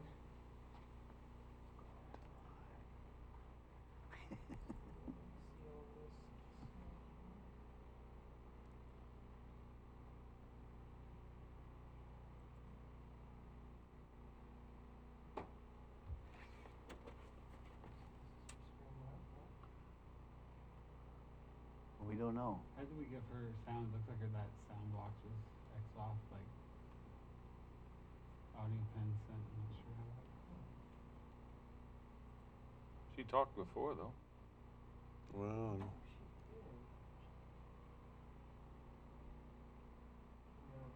Can you hear me? No. No, ma'am, we can't if you can hear us.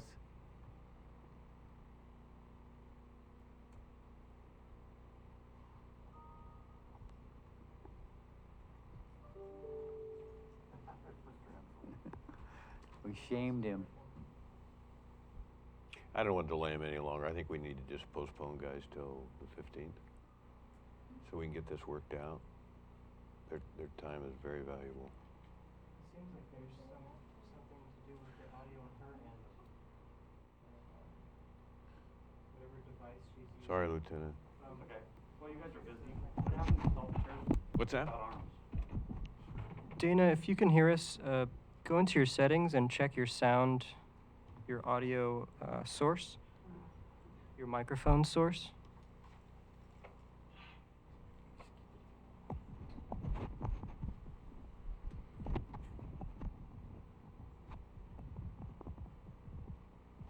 Hi, this is Dana from ORW. Can anyone hear me? Yep, we can now. Got you now. Yep.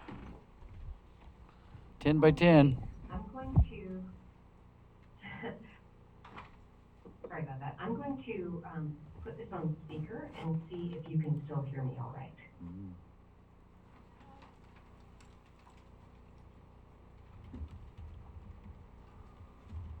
We're not Are here. you able to hear me? Yes, ma'am.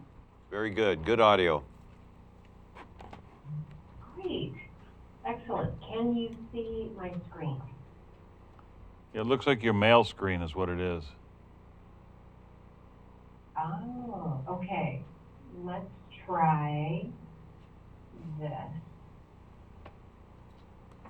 Good. Can you see a site plan drawing?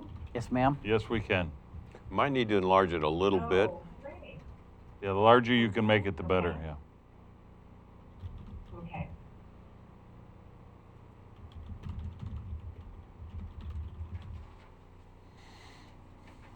Maybe do the full screen.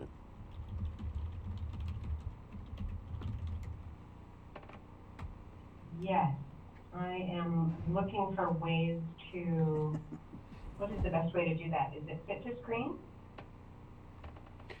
Maybe the two little You scope. can do that. You can do that, Dana, and just go up to window, Mm-hmm. and there should be an option to just go full screen. The two little squares. The word window. Over to. Go to window. 2 over, window. All right, guys. The word window. The drawing tools that we're figuring out. Sorry about that. Okay, full screen. There we go. There we go. Bingo. Better. Okay, great. Thank you so much for your patience. Really appreciate it. We are delighted to be here. Is there any introduction that anyone from the county would like to make? No, we just introduced the people who are on the call real quick would be helpful. Excellent. Great. So on the ORW team is Jeff Bender, who is our design director, and Marzia Alamuti is one of our design support staff, and then I'm Dana Crawford, and I'm the project manager for this pre-design project. And we wanted to give a big thanks to all of the county commissioners and the county staff and the state court staff and everyone who contributed their time to the initial site design visits that we made and ongoing coordination with the project. We really appreciate everyone's involvement.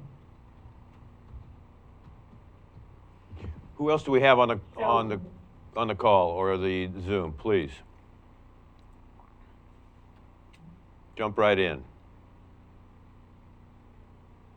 I never got the new link, by the way. So I don't know if there's others. Can Monica just come My over? name is Thomas Langman, fourth grader locally here in Tucson, Curry. Thank you. Mr. Lemon, did you get? Rob Bovett from the Association of Oregon Counties. Thanks, Council Bovett.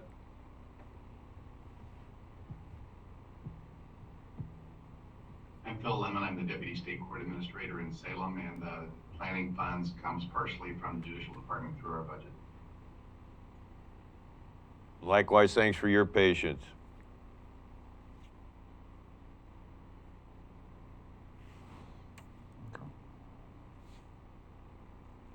And David Wilkerson just got on. Thank you, David. Great. Excellent. And David, you're still muted. David is our public safety expert at ORW. Terrific. So should we jump in? Yep. You have the floor. Excellent. Great. Thank you so much. What we would like to do today is share all of the deliverables that have been developed. That includes a site plan, which is what you see on the screen, building floor plans, building elevations, and then we had some renderings, some dimensional renderings, and we have a cost model. So I know that we're starting a bit late. There is quite a bit to share. We will do our very best to be concise in our presentation, and then hopefully there'll be time for some questions. And Jeff, why don't you start with the site design? Thank you, Dana. I think one thing that will be helpful, I'm not sure that I can necessarily control the cursor, but if you want to generally kind of follow along with your hand there, that'll probably help to just keep everybody oriented to what we have on screen. So what we're looking at today, obviously, is the feasibility study plans for the Curry County Courts project, which also includes a replacement for the existing county jail, as well as sheriff's office. The building is kind of set up in a phased arrangement where, and we've done that basically in order to allow the courts and jail facilities to remain in operations while construction on the various parts of the project are constructed, as well as being able to keep the construction of the three phases of the project on properties that are currently owned by Curry County. The phase one portion that you'll see to the left of the screen in green is on the site of the existing annex building, where some of you may be today. The phase one building basically includes space on the first floor for the courts facility with offices for the various county departments, as well as commission meeting rooms, etc. on the upper levels. Phase two, shown in the yellow color to the left, the L shape basically allows for the courts facility to be relocated from the existing courthouse building into the phase one building when that is complete, allowing for the demolition of that building and the construction of phase two, which includes the majority of the space for the new county jail, as well as space on the second floor of the building for the county sheriff's department. Phase three, and again, that phase wraps around the existing jail, leaving it in operations for most of the construction phase. And then phase three allows for the relocation of the existing jail population to the new jail, and then the eventual construction of kind of a third phase, which adds an additional housing unit, as well as some space for outdoor recreation for the inmates. The The design currently also includes an abandonment of the existing Moore Street right-of-way between Ellensburg Ave and Colvin Street. So that allows for that to sort of happen, gives us a little bit more space there. There's a public parking area that would be built under the phase 1 portion of the project that would primarily serve the phase 1 courts facility and county building. And then another existing parking area to the upper right, which is the southeast corner, allows reconstruction of that area would allow for secure staff parking for obviously for staff and as well as some police vehicles. Under phase 1 and phase 2, there is a basement level that will allow for secure parking for commissioners, judges, and other court personnel, as well as secure parking for cruisers, the sheriff's department cruisers. So I think that kind of lays out the site in general. Dana, I think we can move to the next sheet.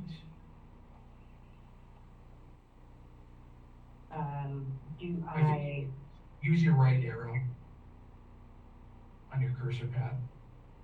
Okay.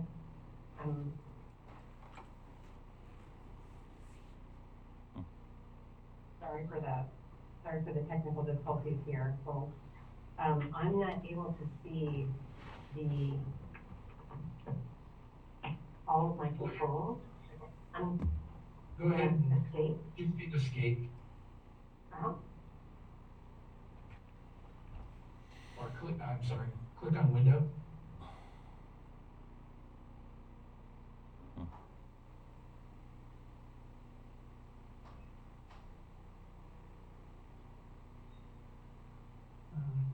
Sorry, my controls are obscuring that. Okay, great. So yeah, just I think you can just if you want to maximize that window, and then just leave the controls visible.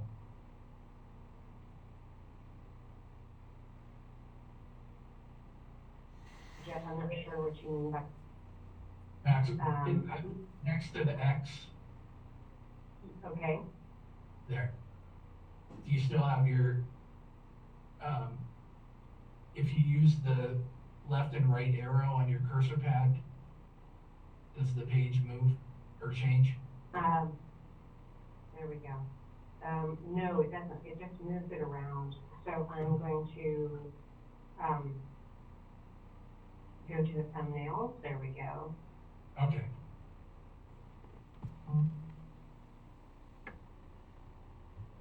There we go. Dana, are you able to go up to the first floor, please? Yes.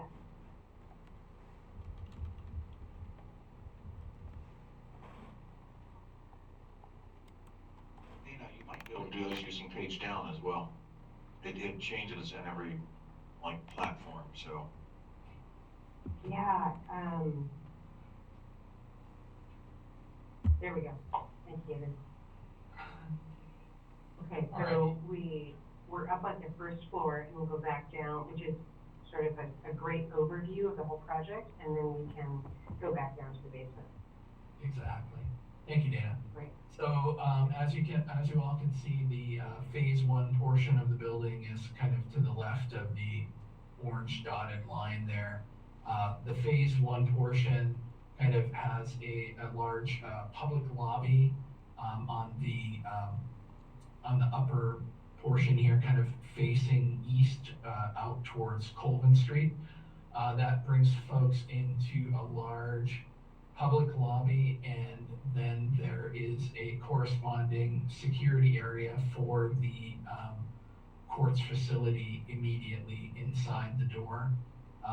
That basically allows secure entree for for the various customers of the facility, both to the clerk transaction area, and then a large kind of public corridor that brings everybody down and provides access to the two courtrooms that are located in the building.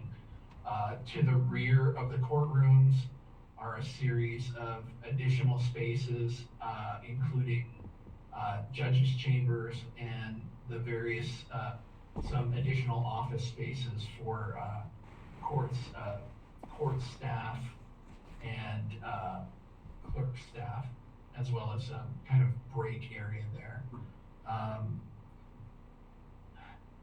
Between the two courtrooms, you'll see a kind of a holding and elevator area, and that actually allows for secure inmate transfer directly from the jail through a corridor on the basement level and up into each of the courtrooms, which really helps to separate and keep public and staff separated from any inmate transfer that happens within the building.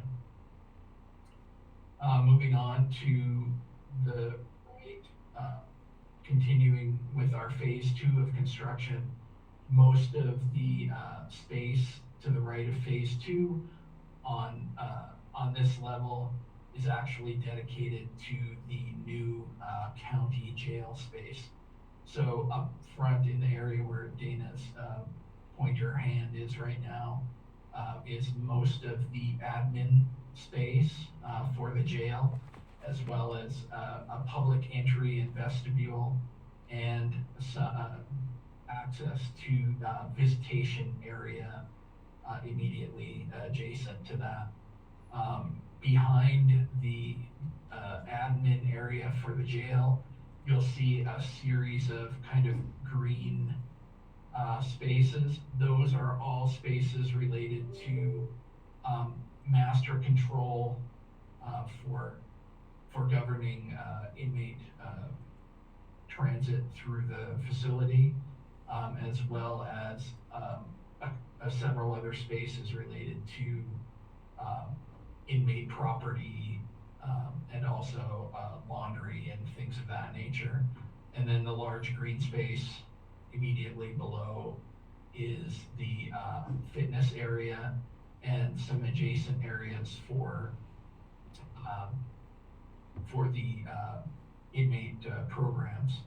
You'll see that there are 3 kind of large light blue areas. Those are the day rooms of the individual housing units. You'll see that the housing unit that's at the southeast corner, which is at the corner of Gauntlet and Colvin, is the additional housing unit and fitness area that are constructed as part of phase 3 of the building. That housing unit and fitness area occupy the area that's currently where the jail is currently housed.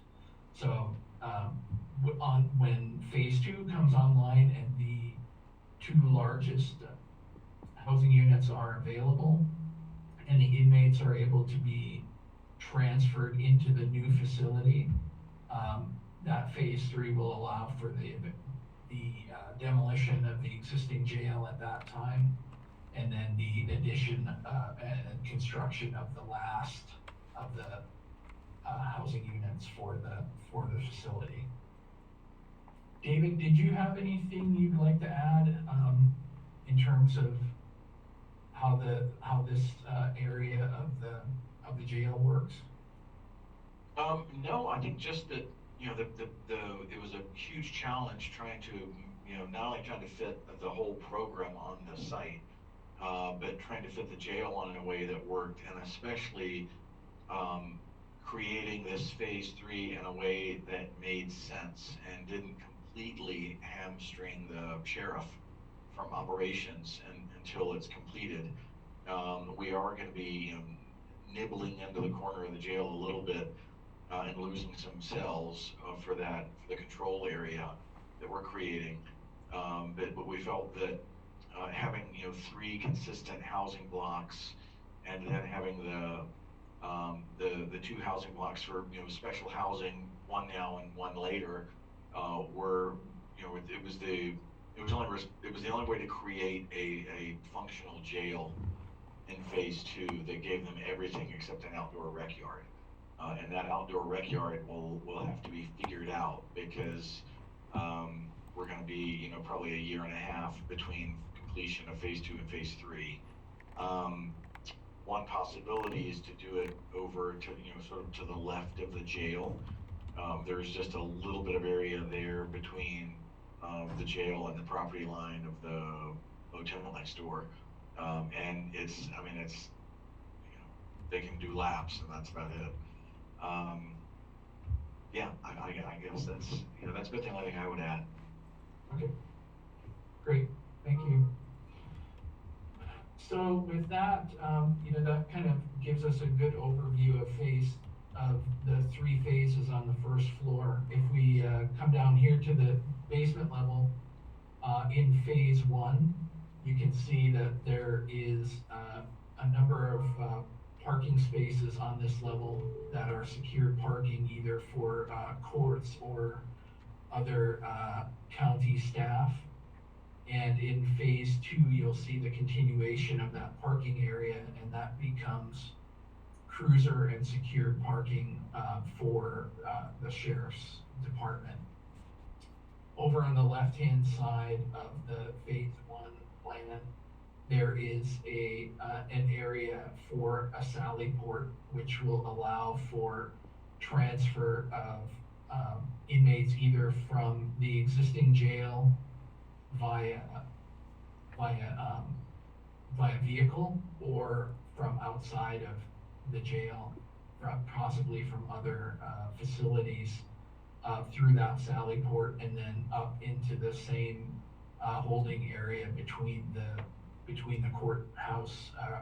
Between the courtrooms on the first floor. At the kind of in the middle of the plan, you'll see a series of green areas, and those are the spaces that allow for transit from the secured parking area, and allow for folks to then move up either to the courthouse level on the first floor, or up to the secure areas of the commissioner's offices on the second floor there. Most of the phase 2 area in the basement actually is used and planned for use by the sheriff's department.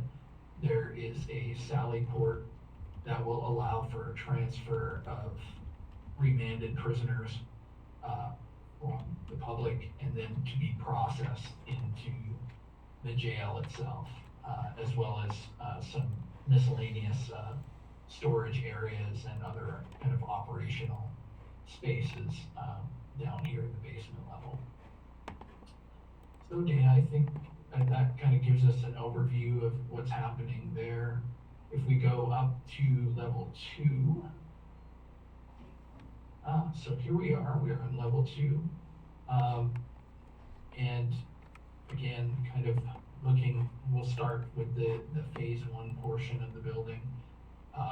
The majority of, or kind of the front or public half of the floor, kind of adjacent to phase 2, includes a new commissioner's meeting room and circulation there, and a large public lobby, a lot for use by members of public to come to the commission meetings.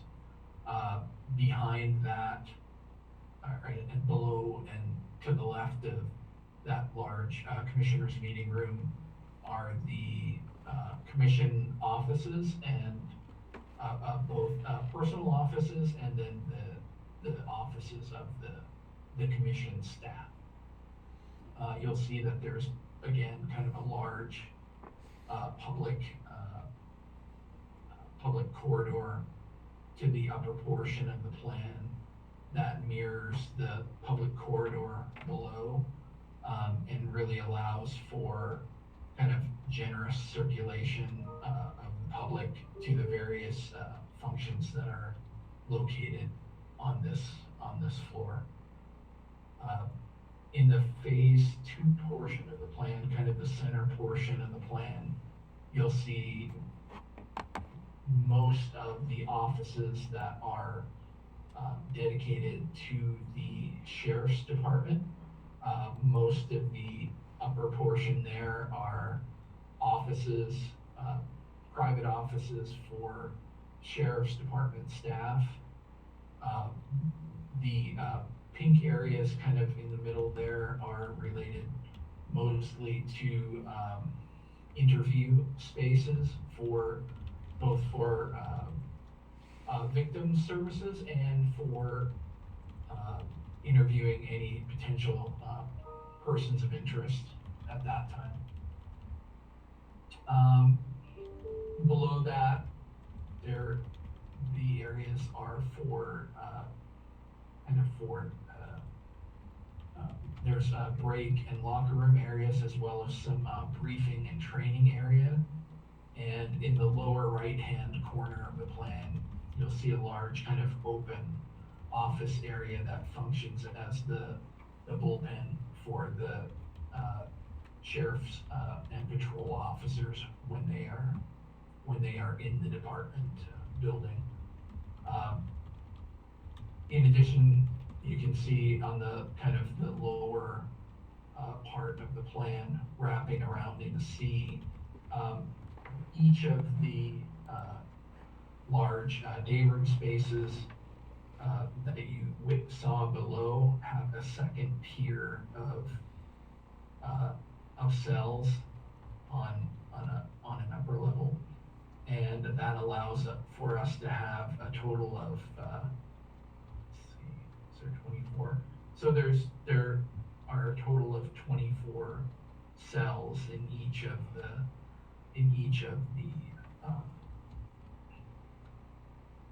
the housing units. I apologize, and allowing for, is that, David, do you recall what the total population was at maximum build out?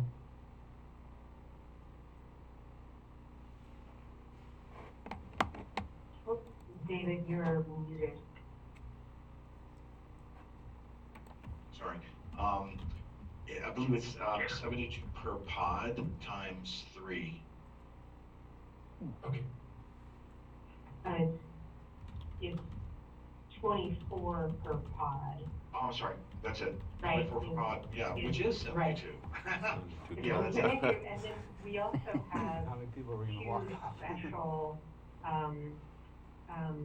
pods for inmates who are maybe vulnerable in terms of their health, or a special population, maybe transgender or something like that. And there's a unit that is 6 cells, and then there's a second unit that's another 6 cells. So that's 84 total. Right. And that also gives us those 2 special housing units, gives us the opportunity to make one of those for trustees. So it might be that the first one built in phase 2 is for folks who are medically fragile, transgender, or for whatever reason cannot be in the regular cells.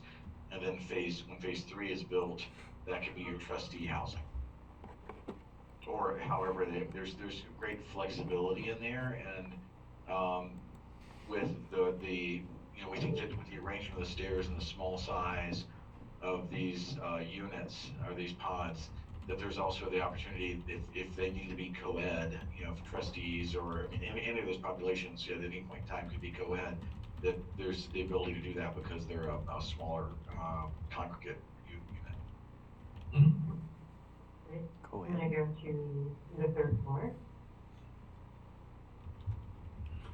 So on the 3rd and 4th floors, both are contained in the phase 1 portion of the building, which allows for provision of county offices for the existing county departments.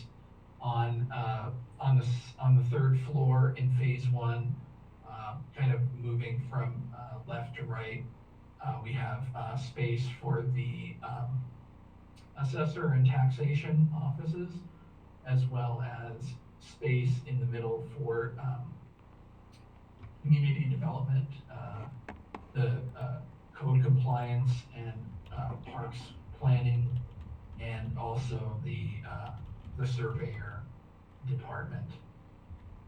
And I think if we go up to the fourth floor, on the fourth level, we have additional office space for juvenile services, for the district attorney's office, including a large jury assembly and grand jury room. They're kind of in the center of the plan. And then over on the right-hand side of the plan is the clerk and elections office. So you can see a large space there it's kind of that brown office space is the elections space dedicated to the clerk's office. So there's a lot of little colored boxes in there, but we've kind of been able to really take the needs assessment that we produced earlier in the process of the feasibility report, and to find place for all of everybody and account for all of those folks in this eventual plan. And there are some spaces that are more flexible, where Oregon state staff or other folks who don't normally work full time in this building can come and use it. It's a handful of spaces that could be a small suite or sprinkled throughout the building for some flexibility. So before we move on to the next set of drawings, and I know that we'll need to kind of speed up here a little bit, but are there any questions before we move on? Not from me. No, Court here, you done a lot of work since we had our meeting, 2 weeks ago, 3 weeks ago? Thank you. Mm-hmm. Great, thank you. Are you going to the fourth floor next, did you say? That was it. Wasn't that the third floor there? That was the fourth floor. Okay, thank you. This is the fourth floor, right? So the third floor is very similar in terms of it's really just the third and fourth floors are just the county office building here. Yeah, and I apologize. I kind of covered the contents of the third and fourth floors pretty quickly, and as I said, those include mainly offices for as we've shown here, juvenile services. That was okay. Sorry about that. So the next two. This is Thomas Langford. I do have one question from the court side or comment. So the grand jury room that's also going to be utilized for jury assembly, that's on that, I think you mentioned the fourth floor. Do we have an idea of the elevator capacity in terms of moving jurors from the grand jury room to the courtroom back on the first floor? There's times we have 40 or 50 jurors that congregated that we need to put in that assembly room, and I'm just, with those floors being separated, kind of curious what that's going to look like with moving jurors, setting them in and then moving them back down three floors.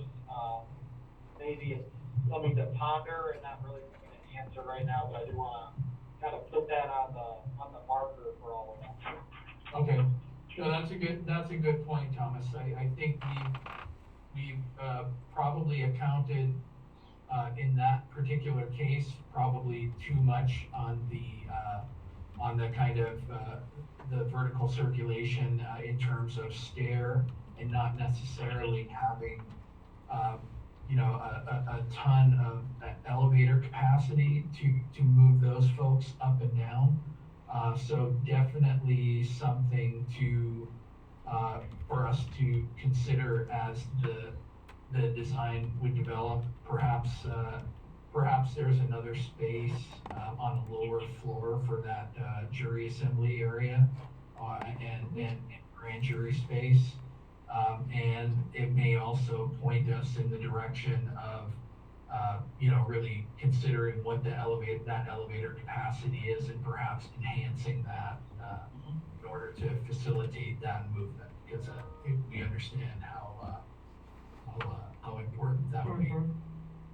I think we definitely have room to increase the elevator size, and I mean quite a bit, and deal with it that way.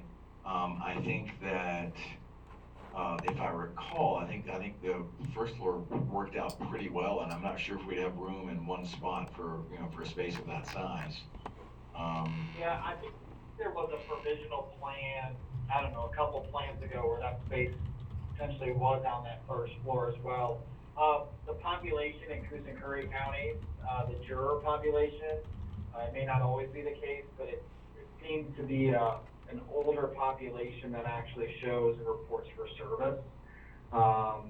The population that tends to move in and out of the Curry County area is an older retired population. So we do see, you know, splitting jurors up and down stairs isn't always a very feasible benchmark to set. So again, something I think for us to kind of flag, probably go through and discuss, but it's definitely something that we should flag and further discuss, I think, throughout the process. So I don't want to get us tied up on this for too long, because I know everyone's time is important.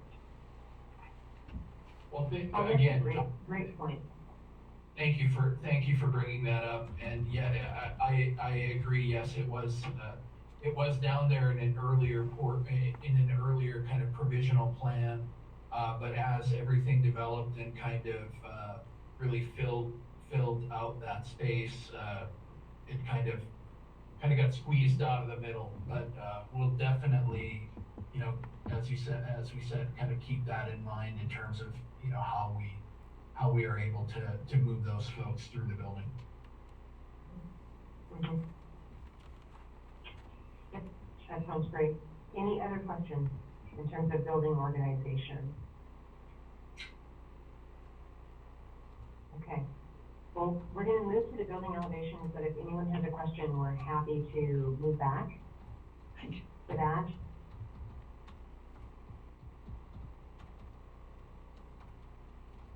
These are building elevations that are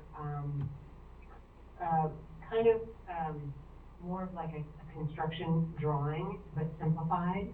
And this shows from 101, the portion that is the 4-story and basement is below county building. This is kind of the sheriff's office, you can sort of see in the background. And then this is the jail, again, from Highway 101. And then from Colvin Street, it's kind of reversed, that this is that phase 3 portion of the jail. And this is the sheriff's area with an entry here. And then this is that 4-story portion of the county building with the entrance down here to that basement structured parking area and the main entry from Colvin here.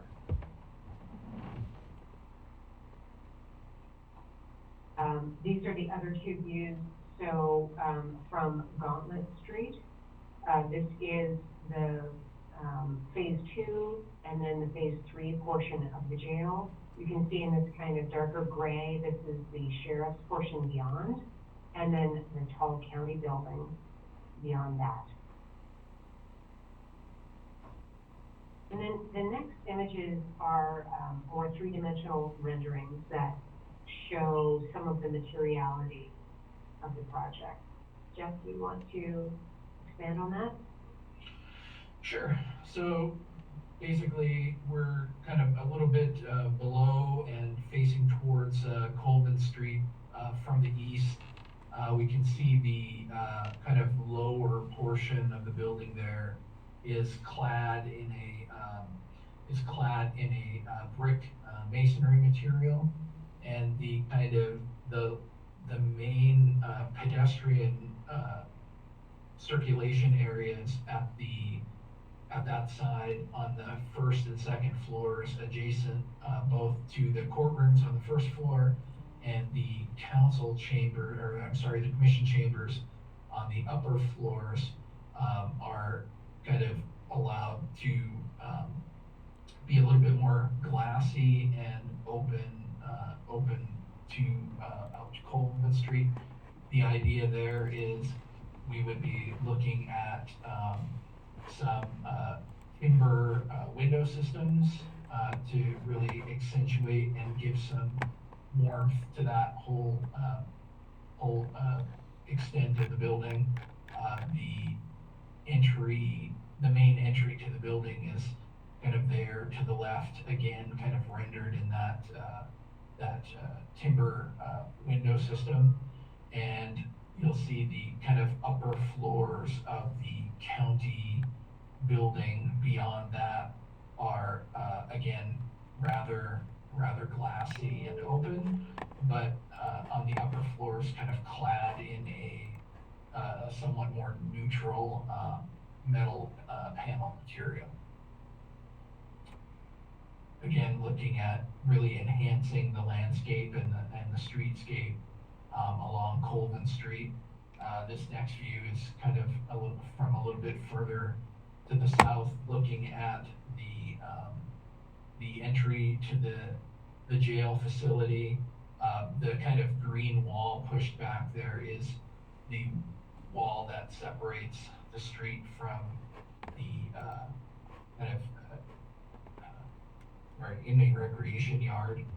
We've kind of allowed for some planting and other types of exterior materials there to just kind of soften that portion of the building and make it not quite so harsh, given the real kind of public function of Colvin Street and how the facility works along there. Again, to the right-hand side, you can kind of see that timber glazing material that really opens up and warms up the main public spaces on the lower floors of the county building for the courts and commission rooms. And then on the left-hand side here, you can kind of get a little bit better view of the mass of the jail itself, again clad in that complementary brick masonry material.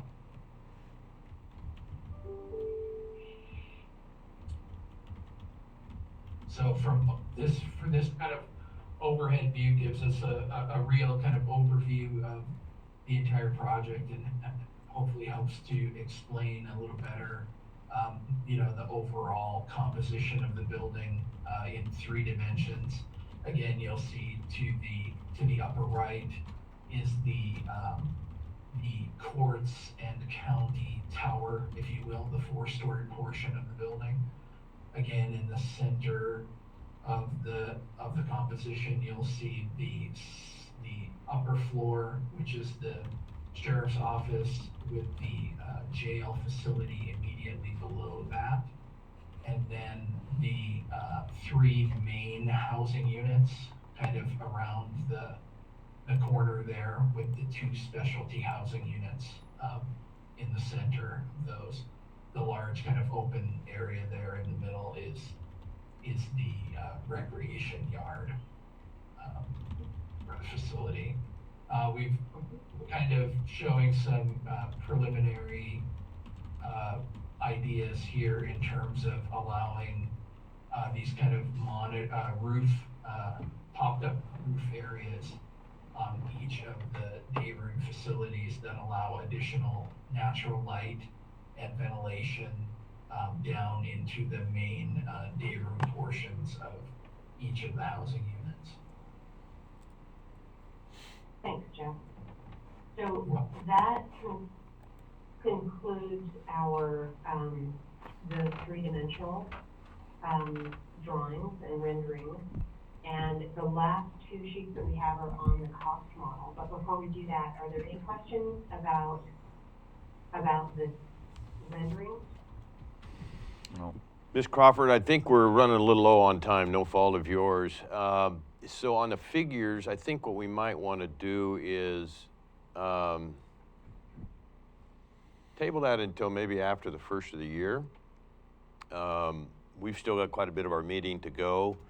And so if the board approves of that, I don't see that as too much of a terrible delay, but this has been great. I'm sorry our end had some IT difficulties, but yeah, we've got probably a couple hours work yet this evening, and we're playing catch up. Absolutely. We completely understand, and we are happy to do that. If we want to just put a pin in this, we're happy to answer any questions you may have later, and we'll wait for a meeting invite that works for you all. Just a second. The cost model. Dana, Commissioner Pass has a question. I just have a quick question. Could you email us this so we could look at it more in depth at our desks? And if you want to hold the cost back or send them, that's fine with me. But I'd like to see this a little bit when I got a little more time and just sit around and look at it. So if you could email it to the three of us, that would be great. Happy to do it. Thank you. Happy to do it. Yep, absolutely. Yep, thank you all so much. We really have enjoyed working with you, and we'll send this off and talk with you soon. Any questions, Joel? No, just the same. If you Thank guys you. if you could forward it, that'd be Thank great. you again. All right. Thank you. Bye-bye. I appreciate it. Take care. Thanks again. Thank you. Thanks, Thomas. Bye-bye. Bye-bye. Thank you all. You will. Take care, David. Good to see you. That's who I met first on this, David. Okay. Okay. Well, that being done, we will go to update of Article 2 division of the Curry County Code. Garrett Thompson, building official. Official building official. Good morning, Garrett. Wasn't that long of a presentation. Okay, so what I am bringing to you is just that, as an update. When I got here roughly 6 months ago, the building codes were just getting ready to change. We had the 2021 Oregon Residential Specialty Code that just came into effect October 1st. Unfortunately, due to COVID delays, that didn't get to us until, that wasn't released until about that time. So we kind of had to play, catch up on learning the material to be able to administer. As part of that rollout, some of my tools for my job were taken out of the code, such as stop work orders. Yeah, I see some frowns. That's, it was alarming to me as well. There's a lot that the Oregon Building Codes Division does not regulate, both in the residential and commercial side. And they are very adamant on defining that line in the last couple code iterations to make sure that they are not regulating anything that's outside of their jurisdiction. So with that being said, there's a lot that needs to be put back in. Just to kind of give you a few little examples, freestanding signs, the big wind masts that are outside of grocery stores. They've decided that that is not a regulated structure, but somebody needs to regulate it. Keep a close eye. Yeah. Correct, just for safety's sake. I mean, most of these structures require engineering, and somebody needs to make sure that the contractors that are constructing these are constructing them to the engineering that was provided. Retaining walls, once again, I think it's fairly evident why those need to be regulated.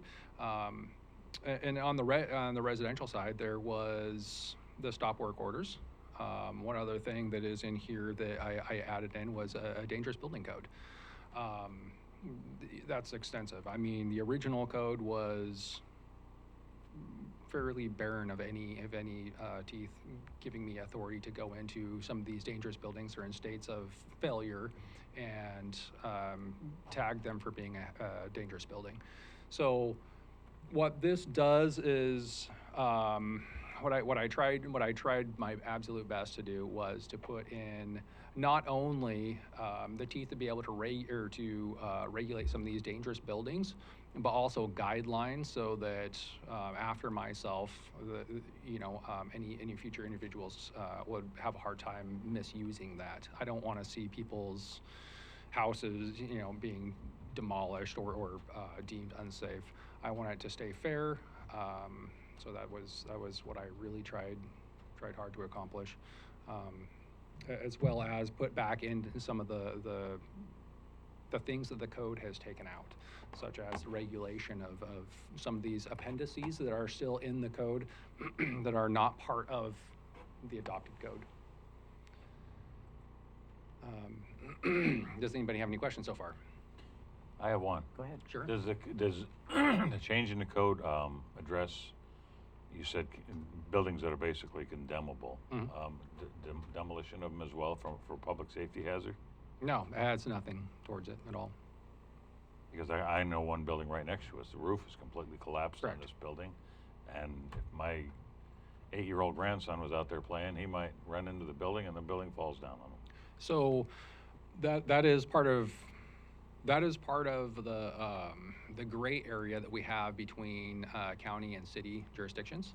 I can control the structure, but the enforcement of that has to go to the jurisdiction that has a code enforcement program. Right. No, I understand that. I'm just saying countywide, not necessarily citywide, but countywide, we are going to have that you can condemn a building and ask it to be demolished. Absolutely, but it opens up further conversations. One, this was too much information just to bring before you in a business meeting. So I wanted you to have time to be able to digest it. Secondly, it does bring up the second conversation that when I go out and I find a structure that is unsafe to the public and I tag it as such, that we give the owners the opportunity to not just demo it, but to repair the structure or whatever, to bar it from entry. And then you do every once in a great while run into that issue of property owner being unable or incapable of fixing the violation. For example, I had one individual that was in a memory care unit, and he was still the lawful owner of the property. The property had not passed into a family trust, so there was nothing I could do. So the structure was tagged just to warn the public, but that was at that point as far as I could go. Understood. Yeah. So and this kind of helps to address that. Well, to be honest, I haven't really read the entire thing yet, so Neither. I'd like a little more time on it. Oh, absolutely. Yeah. But basically, my objective here was to bring this before you and to kind of explain the reason why it's coming before you. That there is some definite gaps, some missing items, some items that are just recently taken away, that needed to be bolstered back up. So I think I accomplished that fairly well, and I would like to be able to speak with you all further on this and eventually get to the point where I can take it to a vote business meeting and a vote. Absolutely. Could we maybe bring this back at our first new meeting of the new year? Sure. And that'll give us all a couple of weeks to really sit and chew on it a little bit, because it is a lot to read and understand, and do some maybe homework on to look into. Sure. I'd like at least 2 or 3 weeks to look at it. Okay. Yeah. It's it's good to compare it to the old code and the new I'll building promise you codes. this, I'm gonna go through it thoroughly so that Very I good. know what I'm talking about when we do talk, so. Excellent. Court, any problem with a month? No, just glad to have you here in a huge way, huge ways. A lot of work, and thank you, Garrett, that's Yeah. great. All right, thank you guys. Thank you. All right, the next item of business is public comments. Any public comments? Hearing none, we're gonna adjourn, because we don't have any other, right? Yep, so we go back into the regular meeting now. Back into the regular meeting, Then trade it's, places, stuff here. and we moved